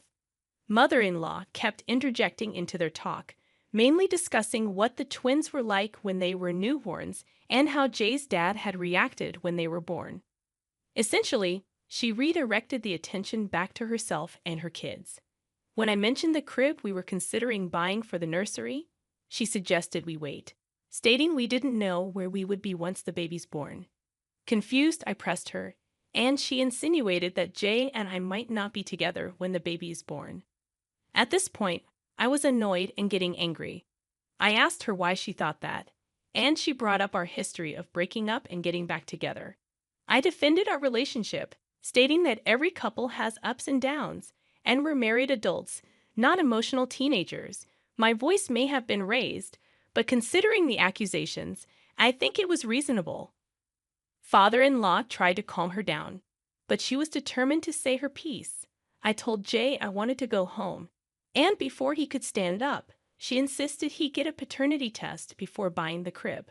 Father-in-law immediately told her to shut up, and Jay walked me out, fuming on the entire car ride home. I was upset not only at mother-in-law, but also at Jay, who had promised to have my back. He sat silently while his stepmother tore me apart. He assured me he would handle it and let mother-in-law know her behavior wasn't okay, but I'll believe it when I see it. Crushed by the hurtful words from someone important to my husband and father-in-law, I've only confided in my best friend, who thinks mother-in-law may be jealous of the relationship I have with Jay and father-in-law. I hope this isn't a sign of how my pregnancy will go, and if anyone has had similar experiences, please share below. More than anything, I'm just upset that what was supposed to be a happy moment got ruined by my mother-in-law. Top comments from the original post express similar sentiments. Comment number 1 states that this isn't just a mother-in-law problem, it's a husband problem. The commenter points out that the husband should have stood up for me the moment the mother-in-law opened her mouth, especially after promising to have my back.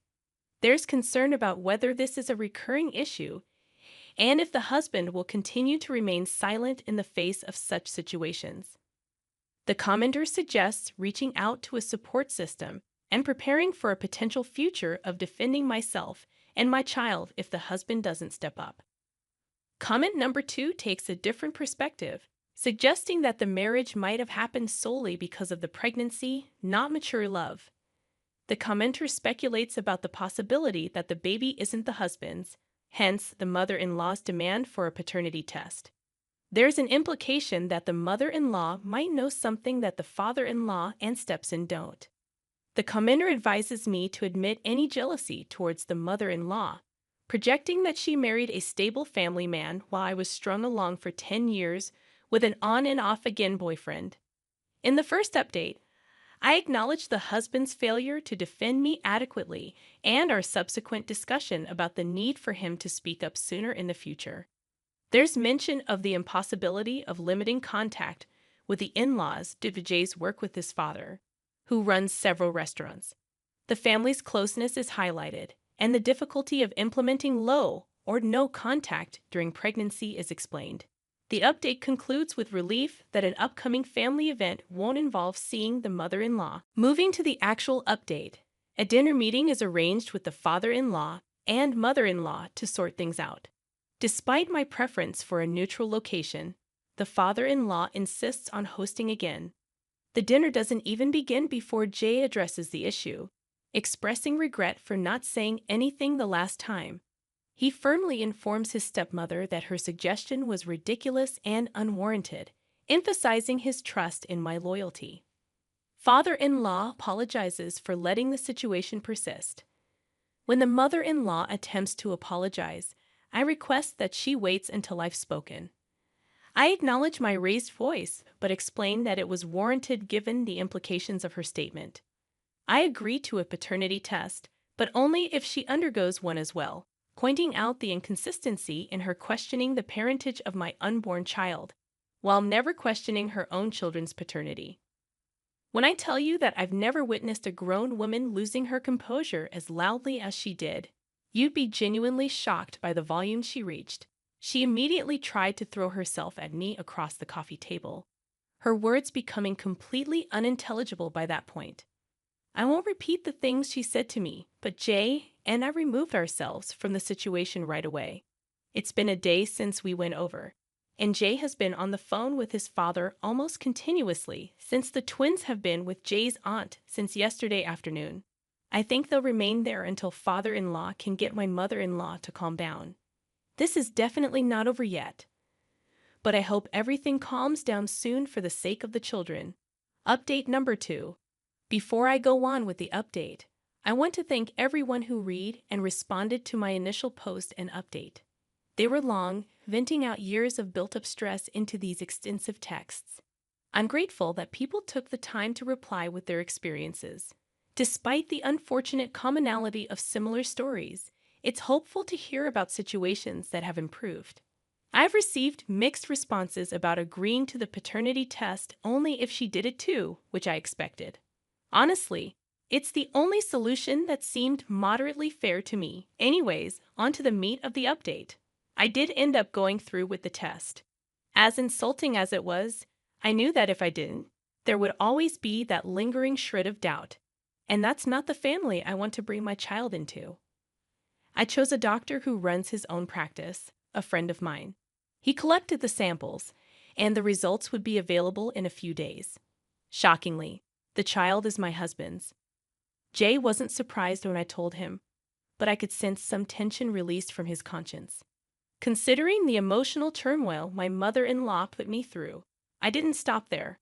I didn't do anything drastic. Nobody was harmed. My condition for going through with the test was that mother-in-law gets her own children checked, and I intended to go through with that regardless of her participation. The twins were with Jay's aunt, and I managed to get Jay's cousin to get a cheek swab of each of them, just to bring to my doctor friend. We ran the twins against Jay, which served the same purpose. The emotion I felt when it came back that the twins were not related to Jay was mixed. On one hand, I was vindicated that mother-in-law had been projecting, but on the other hand, the lives of these innocent children were about to be uprooted because their mother had to butt into other people's business. Currently, the only person aware of these results is Jay. We're taking some time to decide on the next step, as we don't want to harm the twins, regardless of whether they're related to Jay. If anything comes of it, I'll post an update, but for now, we just want to do what's best for our family.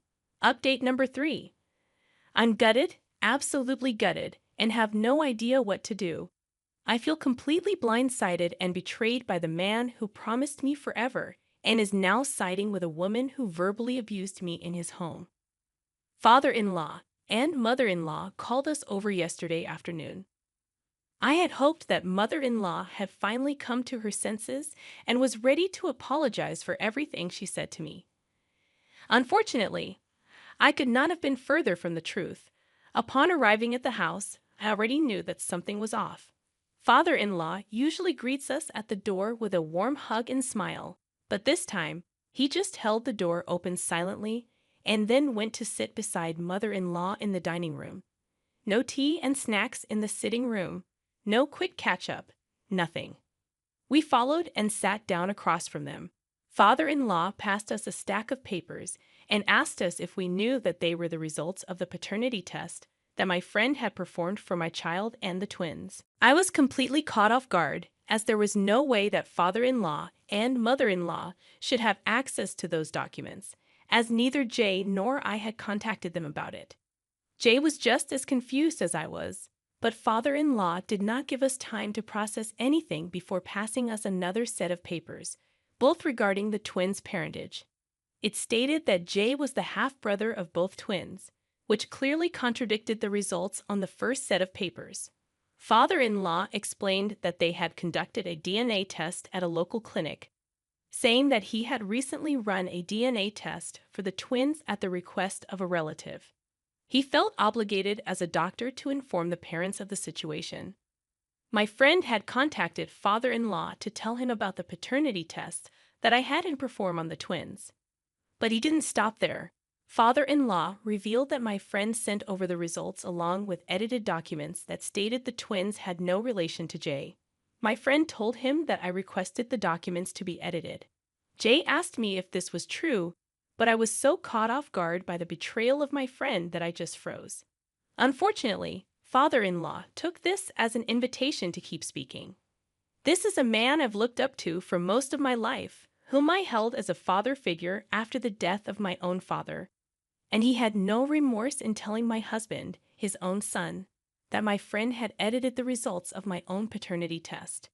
He had absolutely no empathy for the fact that I just wanted to give my child the best possible father it could have. I wanted Jay to be the father.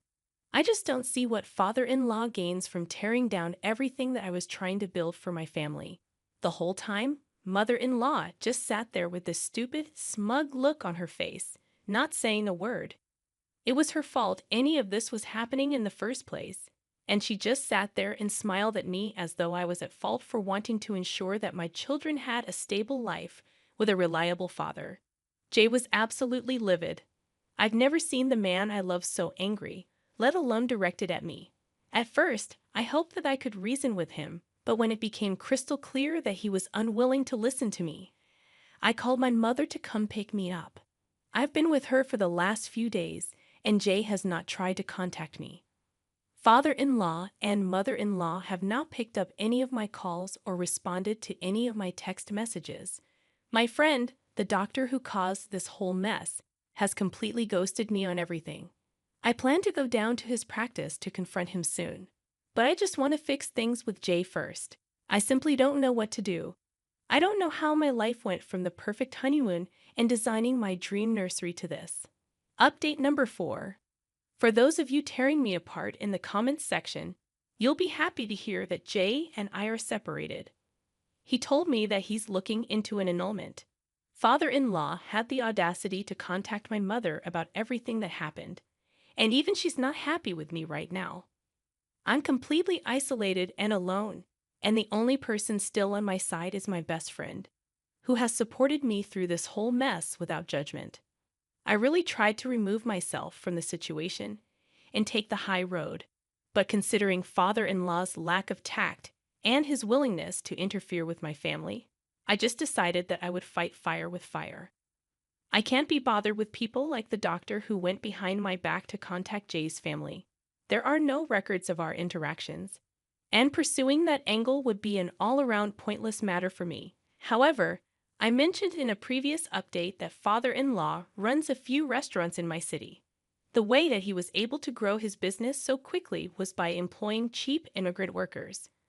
Of course, father-in-law was more than willing to turn a blind eye if they happened to be undocumented, provided they did good work. Unfortunately for father-in-law, a good Samaritan alerted the relevant authorities to this fact, and considering, I have not been in contact with either my husband or his family since the ambush at dinner. I only know what little my mother tells me about it. From what I've heard, father-in-law has been fined a few thousand, and it's possible that his business license will be suspended. This would impact not only his livelihood and approaching retirement, but also Jay, quite a few other members of the extended family who were involved in the business. While it pains me to see a family that I held so dear for so long go through such a difficult time, I can't help but feel that this is karma. Father-in-law could not keep his wife out of my family's business, and now his family business is under fire. I wish I knew how Jay felt about all this. If we had not been separated, I would be doing my best to support him during this trying time for both him and his family. It's with a heavy heart that I've resigned myself to watching their hard work and livelihood go up in flames. None of this would be happening if mother-in-law had simply chosen to be happy for us and welcome our child into the family with open arms, just as we had welcomed her and her twins. I sincerely hope that they're able to heal from this, but for now, I'll just have to prioritize myself and my child. I don't have time to care about their family drama anymore. Update number 5. I never thought I'd be coming back to update, but since my last post, here I am.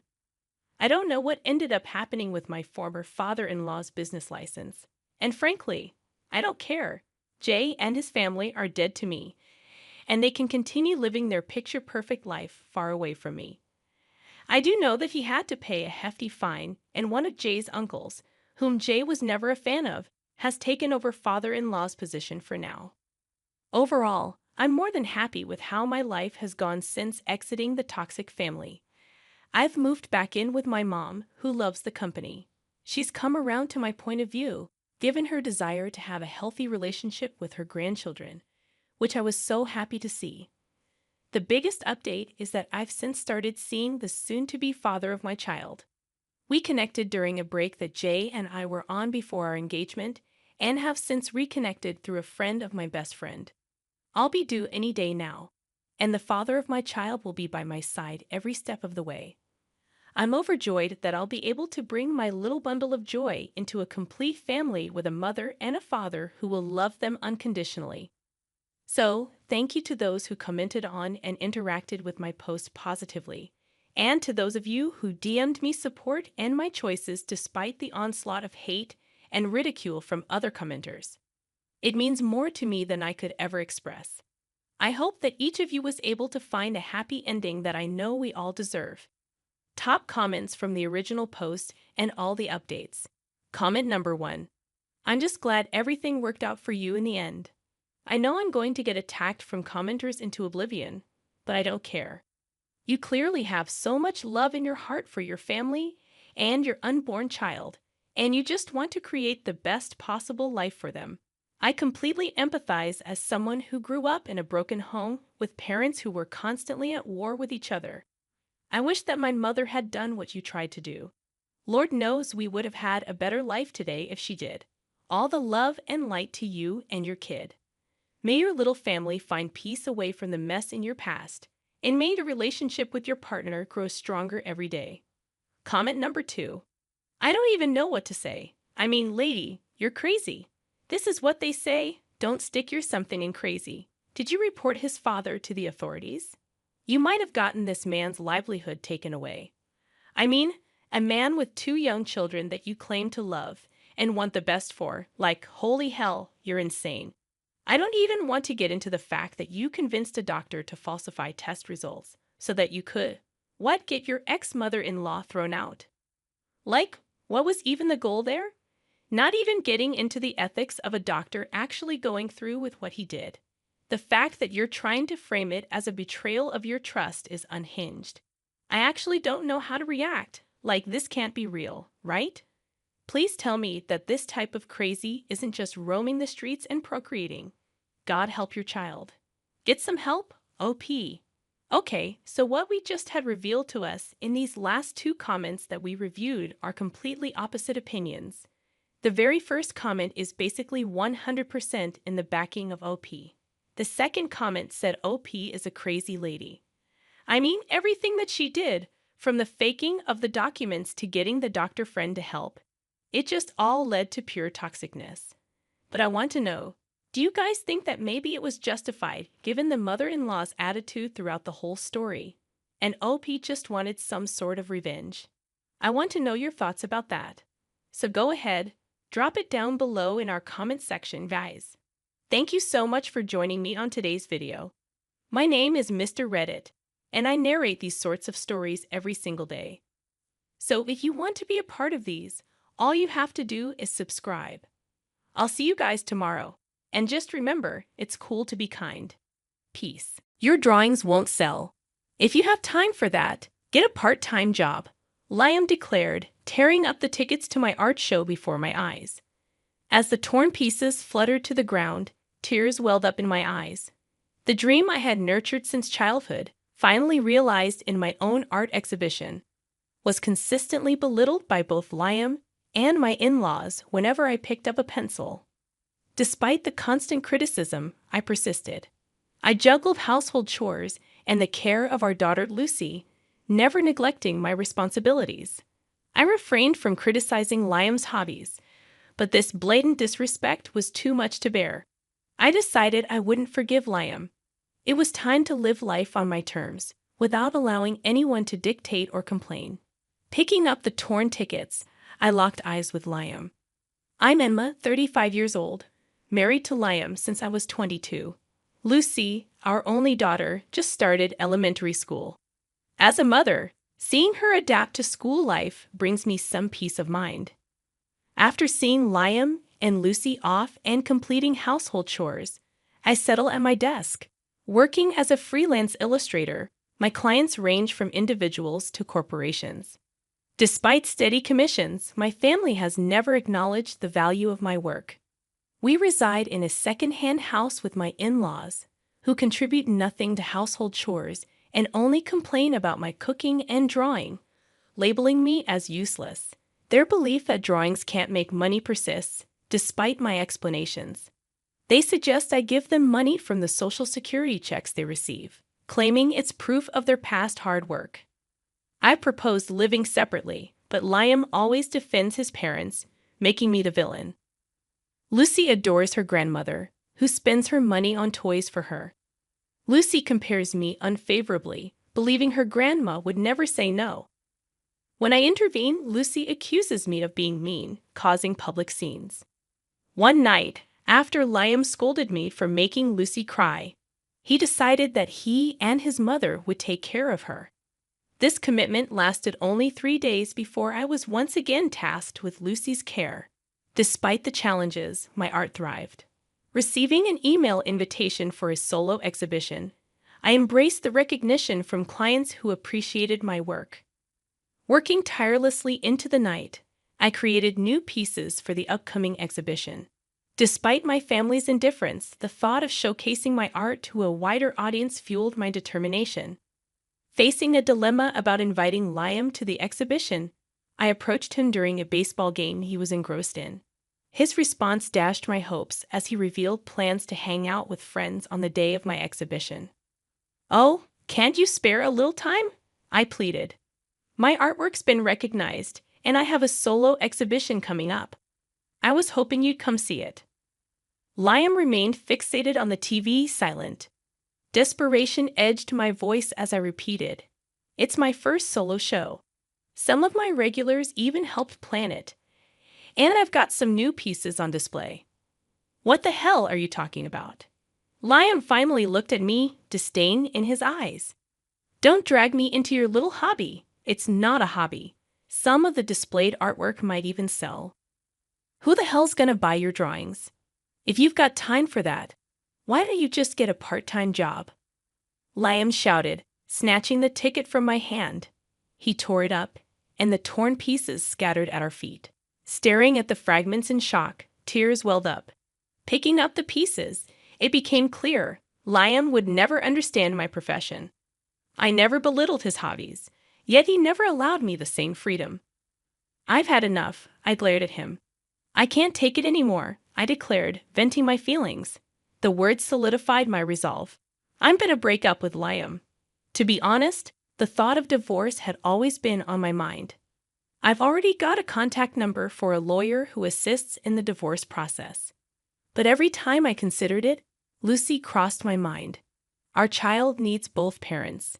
Moreover, if I left, Lucy would have to transfer schools. That's what I'd endured all this time. But that ends today. Ignoring Liam's calls, I returned to my room. Packing my things, I confirmed the lawyer's business card was there. Heading to Lucy's room, I found her doing her homework at her desk. "Mom, I'm sorry," Lucy said. Looking at her face, guilt washed over me. I hugged her, and Lucy looked puzzled. "Lucy, I've decided to leave this house." "What?" The innocence vanished from Lucy's face. Although guilty, I continued. "What do you want to do, Lucy? Stay here with Dad or come with me?" Expecting her to choose her grandma, Lucy surprised me. "I want to be with you, Mom." "Lucy, I love the paintings you make," I said, and Lucy laughed. She smiled shyly and pointed at her desk. "Just trying to be like you. I want to be a good artist too." "No, you're already good. You'll surpass me soon." Tears filled my eyes. Lucy was drawing a young girl standing in a flower field, a theme I often drew. Leaving a note and the lawyer's business card on the dining table, Lucy and I headed to my parents' place. They welcomed us without hesitation, aware of the situation. "It must have been tough with Liam behaving like that, Emma," my mother said. "Yeah." Before I could catch my breath, my cell phone rang. It was Liam, seething with fury on the other end. "Emma, where's Lucy?" "She's with me. She decided to stay with me at my parents' place. If we're going through with the divorce, we'll need to discuss Lucy's arrangements." Though I aimed to shield Lucy from confusion, I yearned to seek support from my parents before navigating the divorce process. Surprisingly, Lucy opted to accompany me. "Dad, do you want to talk?" "Yes." I handed the phone to Lucy, and Liam's tone softened instantly. "Lucy, are you okay?" "Yeah, Dad. I'm sorry, but I want to be with Mom." "Why would you say that? Staying with her will make you unhappy. Come back home." "Dad, that's not true." Lucy replied calmly, revealing a surprising maturity. "Mom tried her best all the time. I've seen it. But you and Grandma kept saying hurtful things about her paintings. I'm worried about Mom. That's why I want to stay with her." With that, Lucy ended the call and gave me a bashful smile. I patted her head. Although it seemed we had no allies in that house, Lucy had been watching. In the following days, Liam bombarded my parents' home with calls and letters, all demanding Lucy's return. "It's okay. Everything will be all right." "Yeah, thanks, Mom." I continued my work as an illustrator, maintaining a calm demeanor while working from my parents' place. Unlike my in-laws, my parents contributed to household chores, and we supported each other. Naturally, I spent more time with Lucy. She asked me to teach her how to draw and help her with her studies, and I always responded with a smile. Alongside household chores, my art also demanded my attention. Still, I never mistreated Lucy, who had chosen to stay with me. As the day of my solo exhibition approached, my father couldn't attend due to work, but I decided to take my mother and Lucy. Then, one day, a knock echoed at my parents' front door. Lucy eagerly ran to answer it, but halted abruptly, returning to me in a frightened voice, "Mom, Dad's here." I had anticipated Liam might show up in person eventually. I took a deep breath. I had no intention of letting him in or even opening the door. I planned to send him away immediately. "What do you want?" I tried to sound as cold as possible. To my surprise, Liam's reply was, "Emma, please come back." I was wrong. "What are you trying to do?" I asked. His sincerity seemed genuine. In a weak voice, Liam continued, "My parents aren't doing anything. They're just eating fast food, and the laundry's been piling up since the day you left." It seemed my expectations were coming true. With Liam out for work most of the time, This situation must be challenging for him.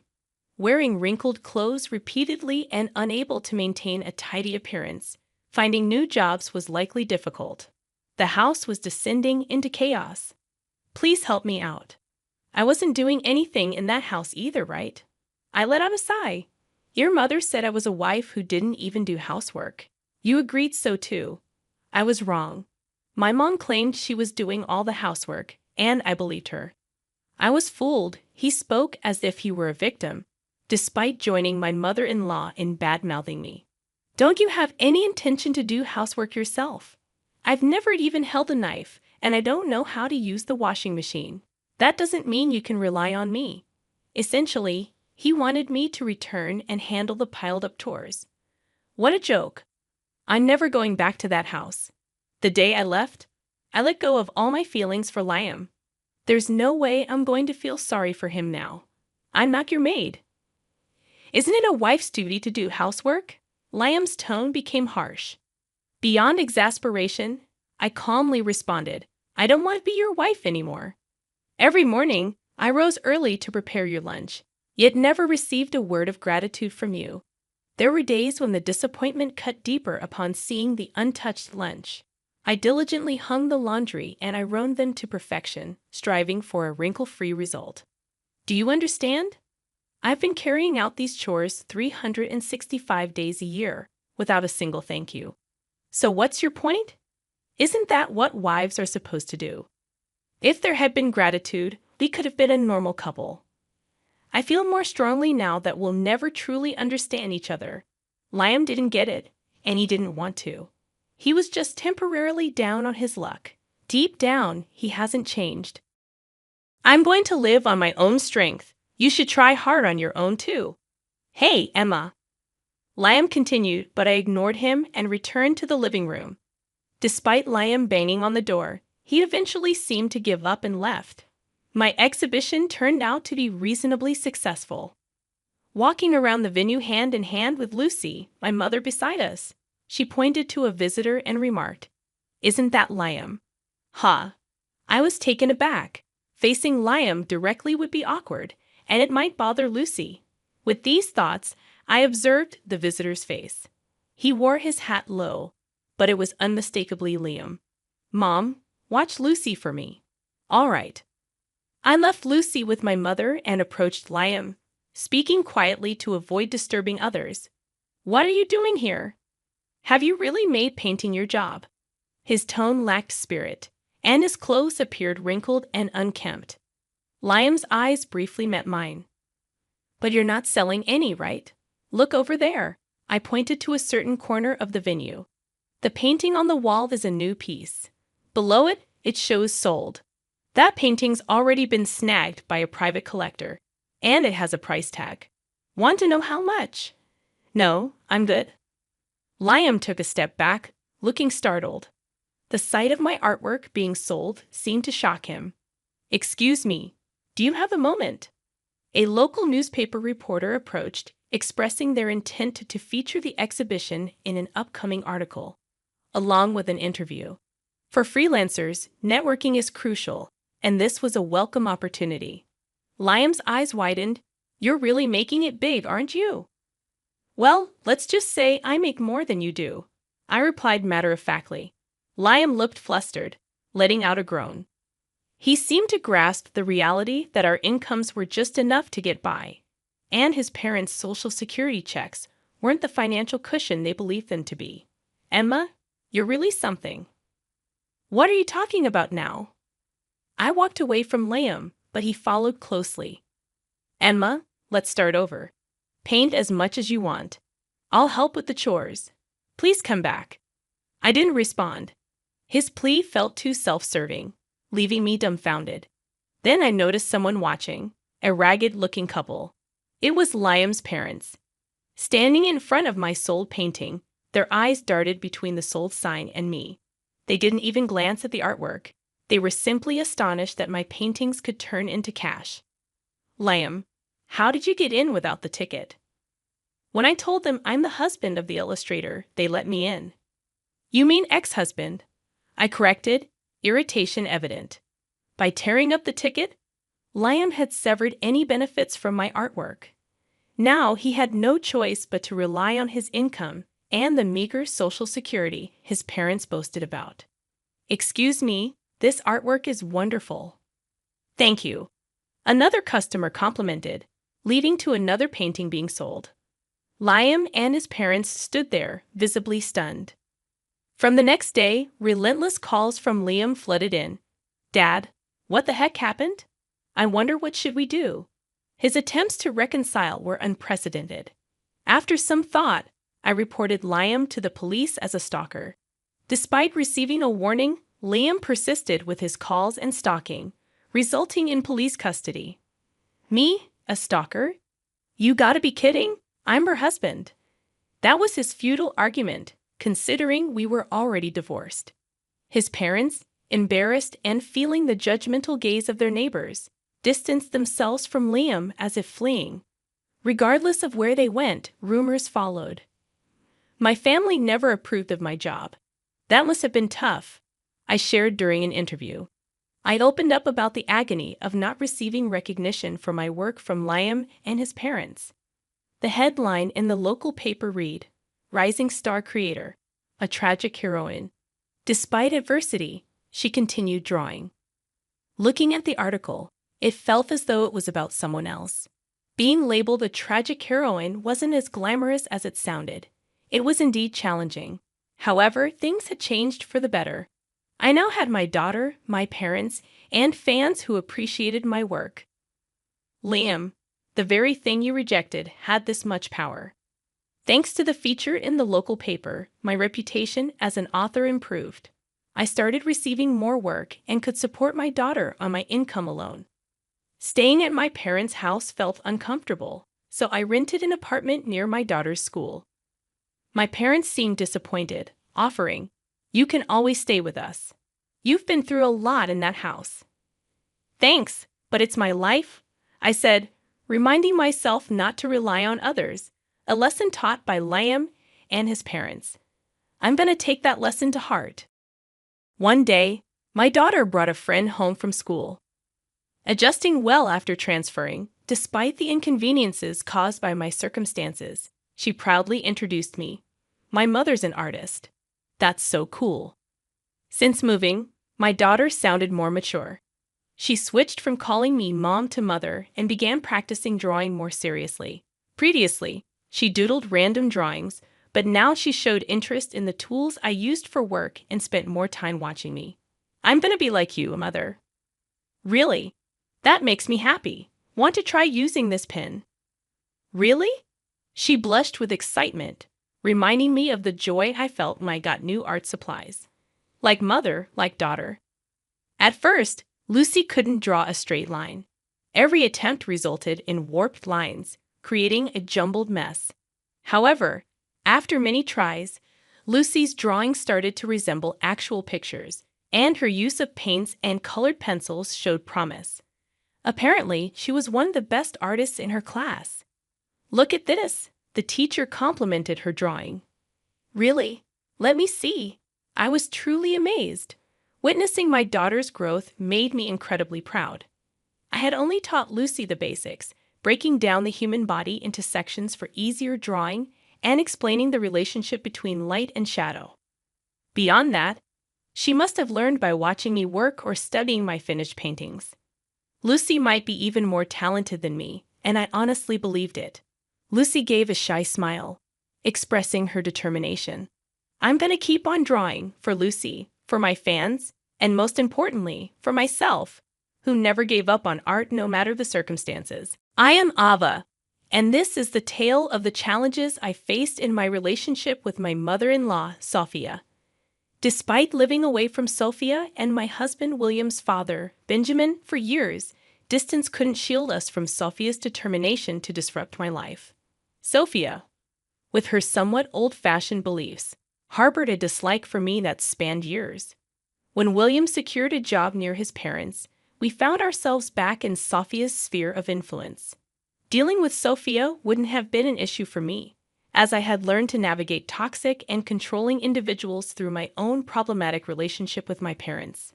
Benjamin, my father-in-law, had always been supportive, making things easier for me. The real problem arose when Sophie gained access to my then 9-year-old daughter Luna. Luna, always affectionate and enjoying family time, only knew Benjamin and Sophia as her grandparents due to our no-contact relationship with my parents. Despite my past issues with Sophia, I set them aside for Luna's sake and allied with her to maintain a healthy relationship with her grandparents. William, valuing family deeply, made it impossible for me to cut off Sophia sooner. While Benjamin and Sophia were generally affectionate towards Luna, a persistent issue lingered with Sophia. She consistently criticized Luna's diet, claiming that I wasn't feeding her properly. According to Sophia, Luna needed more nuts for protein, accusing me of removing essential nutrients from her meals. Repeatedly explaining Luna's nut allergy, even the smell triggering severe reactions, didn't sway Sophia. She insisted I was wrong, asserting that Luna needed exposure to overcome her allergies and accused me of being a bad mother. I half expected this from you, Sophia.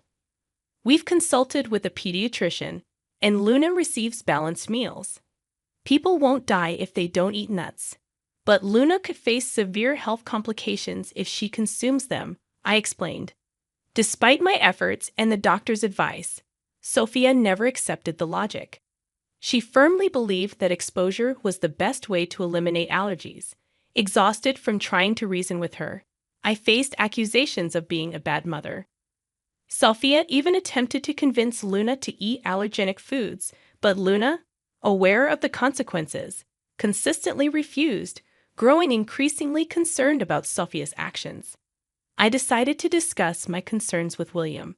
I expressed my worry about leaving Luna alone with Sophia, fearing that she might sneak allergens into Luna's food for exposure therapy.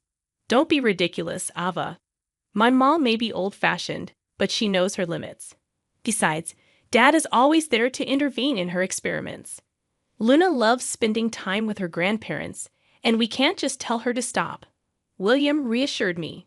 But Sophia is not improving her attitude towards Luna's allergies. I am genuinely worried about Luna's safety every time she stays with her grandparents without me. We need to address this. I'm sick with worry, I insisted. Relax, Ava. There's no need to cut off my parents over something so trivial. Luna deserves the love of her grandparents. She's content with them. You know what? Since you're so concerned about Mom, I'll talk to her. I'm sure she'll listen to me. William assured me that he would communicate our concerns to Sophia. His words rang true, considering Luna genuinely loved her grandparents. I couldn't bring myself to tell Luna to stop seeing them. If she had expressed any desire not to see them, I would have respected her wishes. However, I hadn't realized that no one could stop Sophia, not even William, who had failed to change her ways. The turning point came at Luna's 11th birthday party. Benjamin and Sophia were invited, and they promised to attend. Sophia seemed overly excited, and my motherly instincts were on high alert, though I couldn't pinpoint why. Sophia and Benjamin were among the first guests to arrive, surprising me since Sophia usually wanted to spend as little time near me as possible. She handed Luna a large square box wrapped in birthday-themed paper, saying, "Happy birthday, dear Luna. Here's your gift. Grandma has got you the best gift ever." Luna expressed her gratitude, and Sophie added, "The gift is so big. What's in it, Grandpa?" "I don't know, Luna. Your grandma picked the gift, and she won't even tell me what she got you. We'll both find out when you open it. Open Grandma's gift and see what she got you. I'm sure you'll love it, my dear. I'll be your absolute favorite grandma. I can't wait to see what you gave me. I'm so excited." We can open all the gifts after cutting the cake. Luna, let all your friends come, and once we are done with the cake, you can go on to open the gifts. No. You need to let Luna open my gift before she cuts the cake. That's the entire reason why I came extra early, to give her my gift, Sophia insisted.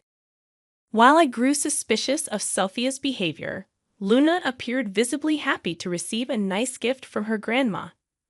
The large, heavy-looking present fueled Luna's excitement, and she eagerly anticipated opening it, allowing her to start opening her gifts when all her friends arrived. I yielded to Luna's insistence on opening Sophia's gift before the birthday cake, as Sophia had told her it needed to be done the correct way. I didn't want to make her sad on her birthday, so I allowed it. Little did I know what disaster would follow. On her birthday, Luna and her parents were betrayed by the one person they were supposed to trust. Sophia not only ruined Luna's birthday, but also turned everyone against her. As Luna opened her gift, she discovered a large cake inside with her name on it. Her joy lasted only a minute until she became unconscious. William and I rushed to our daughter, confused and terrified, noticing the swelling of her throat. In disbelief, I saw William rush to get an epinephrine while someone else called the police. Knowing who was responsible, I confronted Sophia, demanding, "What the hell did you give Luna? What's in that cake?" Sophia feigned innocence, saying, Nothing, Ava. It's just a normal cake. I don't understand what transpired. There must be some action on your part that led to Luna fainting. It appears evident that you have neglected to provide her with proper nutrition. Despite my prior warnings about potential consequences, you seem to have ignored them. Please refrain from attempting to shift the blame onto me. Just moments ago, Luna was happy and in good spirits, and now she appears to be experiencing an allergic reaction. I implore you to disclose what you have done to cause this distress to Luna Sophia. I sincerely hope you did not tamper with the cake. I regret not keeping a closer watch on you when you promised to procure the best gift for Luna. Inform Ava of your actions and take responsibility. Look at Luna. She is turning blue. Ignoring Sophia's presence, I focused on Luna and rushed over with the epinephrine that I typically use for my child. Although the swelling subsided somewhat, Luna remained unconscious. It became evident that a hospital visit was the only viable option to ensure her complete recovery. The room was filled with palpable concern for Luna. Tears welled up in my eyes, and even William appeared on the verge of tears. Sophia, already in tears herself, seemed somewhat frightened. At that moment, I resolved to dissect the cake and discover its contents. What I uncovered left me utterly shocked to my core. I demanded an explanation from Sophia, questioning her sanity for giving my daughter a cake filled with nuts. I had explicitly warned her numerous times about Luna's nut allergy. Sophia, what is wrong with you? You callously ignored my cautions and included nuts in the cake, jeopardizing Luna's well-being. How could you be so recklessly foolish? My only intention was to safeguard Luna, not to cause her harm. I detested the fact that Ava imposed such strict limitations on Luna's diet. While it's true that she might experience adverse reactions at times, gradual exposure could have been a solution. My frustration erupted when, in response to Ava's actions, I confronted her, exclaiming, "Are you out of your mind? My daughter is allergic to nuts, for God's sake. She could have died from this reaction. Who granted you the authority to unilaterally decide how to handle her allergies? Look at the mess you've caused. I am Luna's grandmother, and I have the right to care for my baby. I assure you she will recover in time. All of you are overreacting, attempting to frighten and punish me for nothing. I bet this is all part of Camilla's plan to tarnish my reputation. Listen to me, Sophia. If things go my way today, you will face severe consequences for your actions. But right now, ensuring my daughter's well-being is my top priority." As I finished expressing my concern, the ambulance arrived with paramedics. They attended to Luna and transported her to the hospital, with us accompanying her. The doctors at the hospital informed us that Luna would need time to regain consciousness and would have to stay at the hospital for a day or two. We were emotionally overwhelmed. I found solace in William's comforting arms after breaking down in the hospital. Once composed, I contacted Benjamin to update everyone that Luna was no longer in immediate danger. After hanging up the call, I turned to William and expressed my deep resentment, telling him, "William, I will never forgive Sophia for what happened today. Do you realize that she could have endangered our daughter's life?" William replied, "Ava, I've been contemplating the gravity of the situation. Trust me, it's beyond belief, something I wouldn't have accepted had I not witnessed it firsthand. My mother has transformed into someone so heartless that she's unrecognizable to me now. Sophia orchestrated all of this merely to prove that I am a negligent mother. She feigned concern for our daughter's happiness, but it never occurred to her that she was putting Luna in grave danger. Even after everything unfolded, she persisted in claiming that I had orchestrated the entire incident. Today has been an eye-opener for me, revealing the extent to which my mother is willing to go to tarnish your image. I can't express how deeply sorry I am for not realizing this sooner and for not taking decisive action to limit her presence in our lives. I feel a profound need to shield Luna from my mother's toxicity. I failed as a husband and an even worse father. The gravity of the situation started to dawn on William. While Benjamin, who had always been a reliable grandfather, was undoubtedly affected by Sophia's egregious actions. This time, they were determined not to let her escape the consequences easily. We have come to a pivotal moment where we can no longer turn a blind eye to Sophia's harmful influence.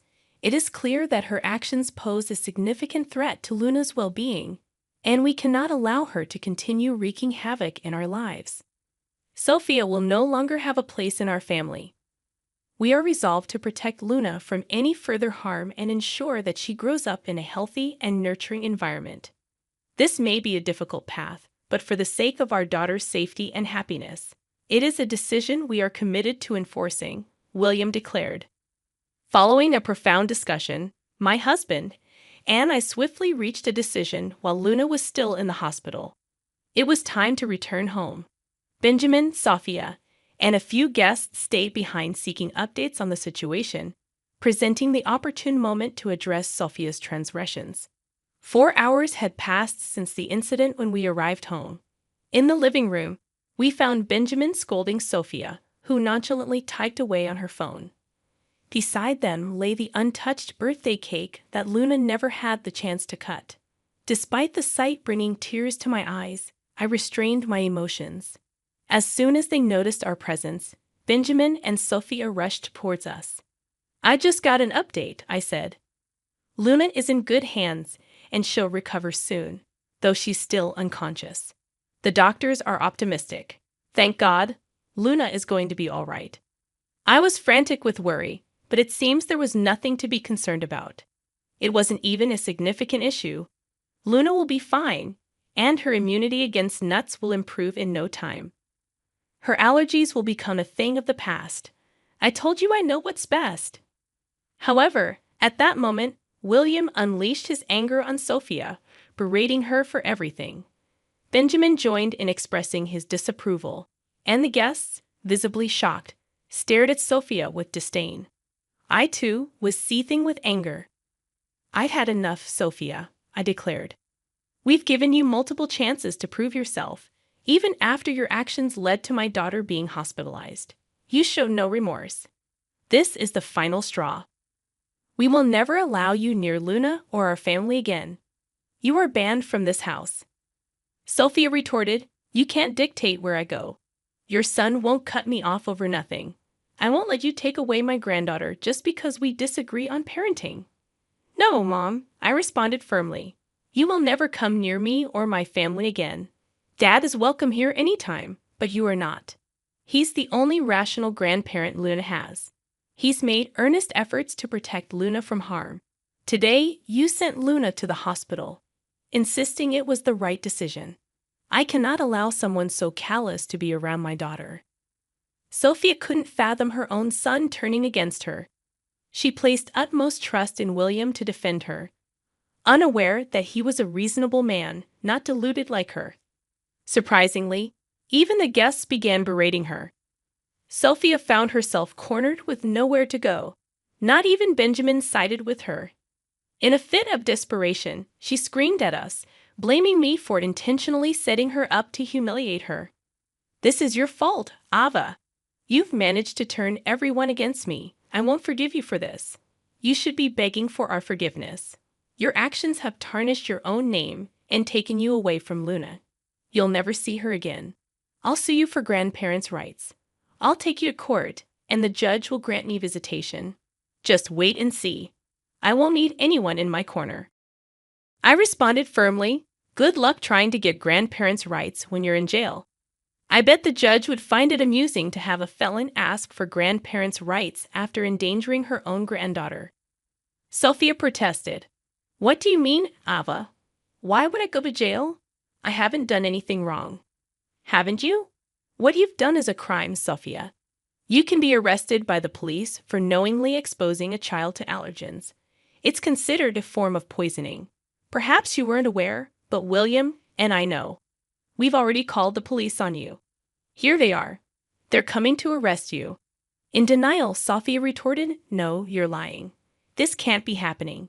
You can't get me arrested for this." Sophia's panicked expression revealed her desperation as she pleaded with us to drop the charges. Tears streamed down her face, and she descended into hysterics. Just then, 2 officers entered and informed her that she was under arrest. Desperately, she clung to our hands, begging us not to send her to jail. William, unmoved, instructed the cops to take her away, while I gave Sophia a cold stare, signaling that her deceitful game had come to an end. In a last-ditch effort, she turned to Benjamin for help, imploring him to intervene. "Benjamin, do something, please. You can't just let your wife get arrested like this," she pleaded.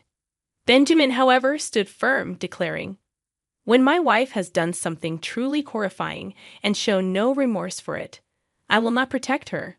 For years, I've warned you to amend your ways, and you never listened. Today, you put my only granddaughter in danger. I was only trying to protect her, not realizing it would hurt her so badly. Please, Benjamin, I am your wife. You need to help me," Sophia begged. William, reinforcing his decision, stated, "Sophia, I've already kicked you out of my life. It's the right thing to do. In fact, that's what I intend to do as well. Tomorrow, I will talk to a divorce lawyer. I want to be done with this as soon as possible. There's no way I'm staying with a psycho like you. This time, I will protect my granddaughter and my kids from your presence," I declared. In a state of shock, Sophia pleaded desperately, "No, no, no, Benjamin. You can't do this to me. I'm your wife." Ignoring her pleas, Benjamin instructed the cops to take her away. Sophia continued crying and begging for help, bringing a tumultuous end to an event that had long concluded. A sense of tranquility settled within me as William, Benjamin, and Annette returned to the hospital after the departure of the remaining guests. The others, clearly upset with Sophia's actions, pledged to inform everyone about her reprehensible behavior. The following day, our little daughter Luna woke up showing considerable improvement. However, she displayed an intense fear of Sophia. Luna cried, imploring us to keep her away from her grandmother, recounting how Sophia had frequently tried to force her to consume allergens. Addressing Luna's fears, we assured her that her grandma would never hurt her again. We made a solemn promise that Sophia would no longer be a part of our lives, emphasizing Luna's love for her grandpa, who would continue to be a supportive presence. Luna, still traumatized by the recent events, expressed her aversion to Sophia. To assist Luna in processing her emotions, we enrolled her in sessions with a child therapist. Concurrently, William and I began couples therapy to enhance our communication as a family. The support of Benjamin played a crucial role in our collective healing, and we witnessed significant improvements, fostering a stronger bond among us. Meanwhile, Sophia's life took a swift downturn after the incident. Her actions had consequences, and the repercussions of her behavior became evident in the rapid decline of her circumstances. Once Sophia's own family discovered her reprehensible actions, they scolded her and promptly severed ties with her. Even her friends, repulsed by her behavior, distanced themselves from her. Faced with the consequences of her actions, Sophia found herself in a desperate situation, crying and pleading with everyone for bail money. Unsuccessful in garnering support, Benjamin filed for divorce the very next day, and Sophia was served with legal papers while still in jail. Sophia's descent into turmoil accelerated upon receiving the divorce papers in her holding cell. She unleashed a torrent of screams. In the following months, Benjamin successfully secured a straightforward divorce, capitalizing on the adult state laws. with the police report serving as a damning testimony. Simultaneously, our legal pursuit against Sophia unfolded. Although she was expected to compensate us for Luna's medical bills, her lack of resources led to a lengthy sentence as the judge ruled against her. Additionally, we obtained restraining orders to ensure her distance from our family. Confident that Sophia would not have the opportunity to approach us again, we remained vigilant. However, in the unlikely event that she attempts to breach the boundaries, she should be prepared to face the unwavering protection of Mama and Papa Bear, who are resolute in doing anything necessary to safeguard Luna.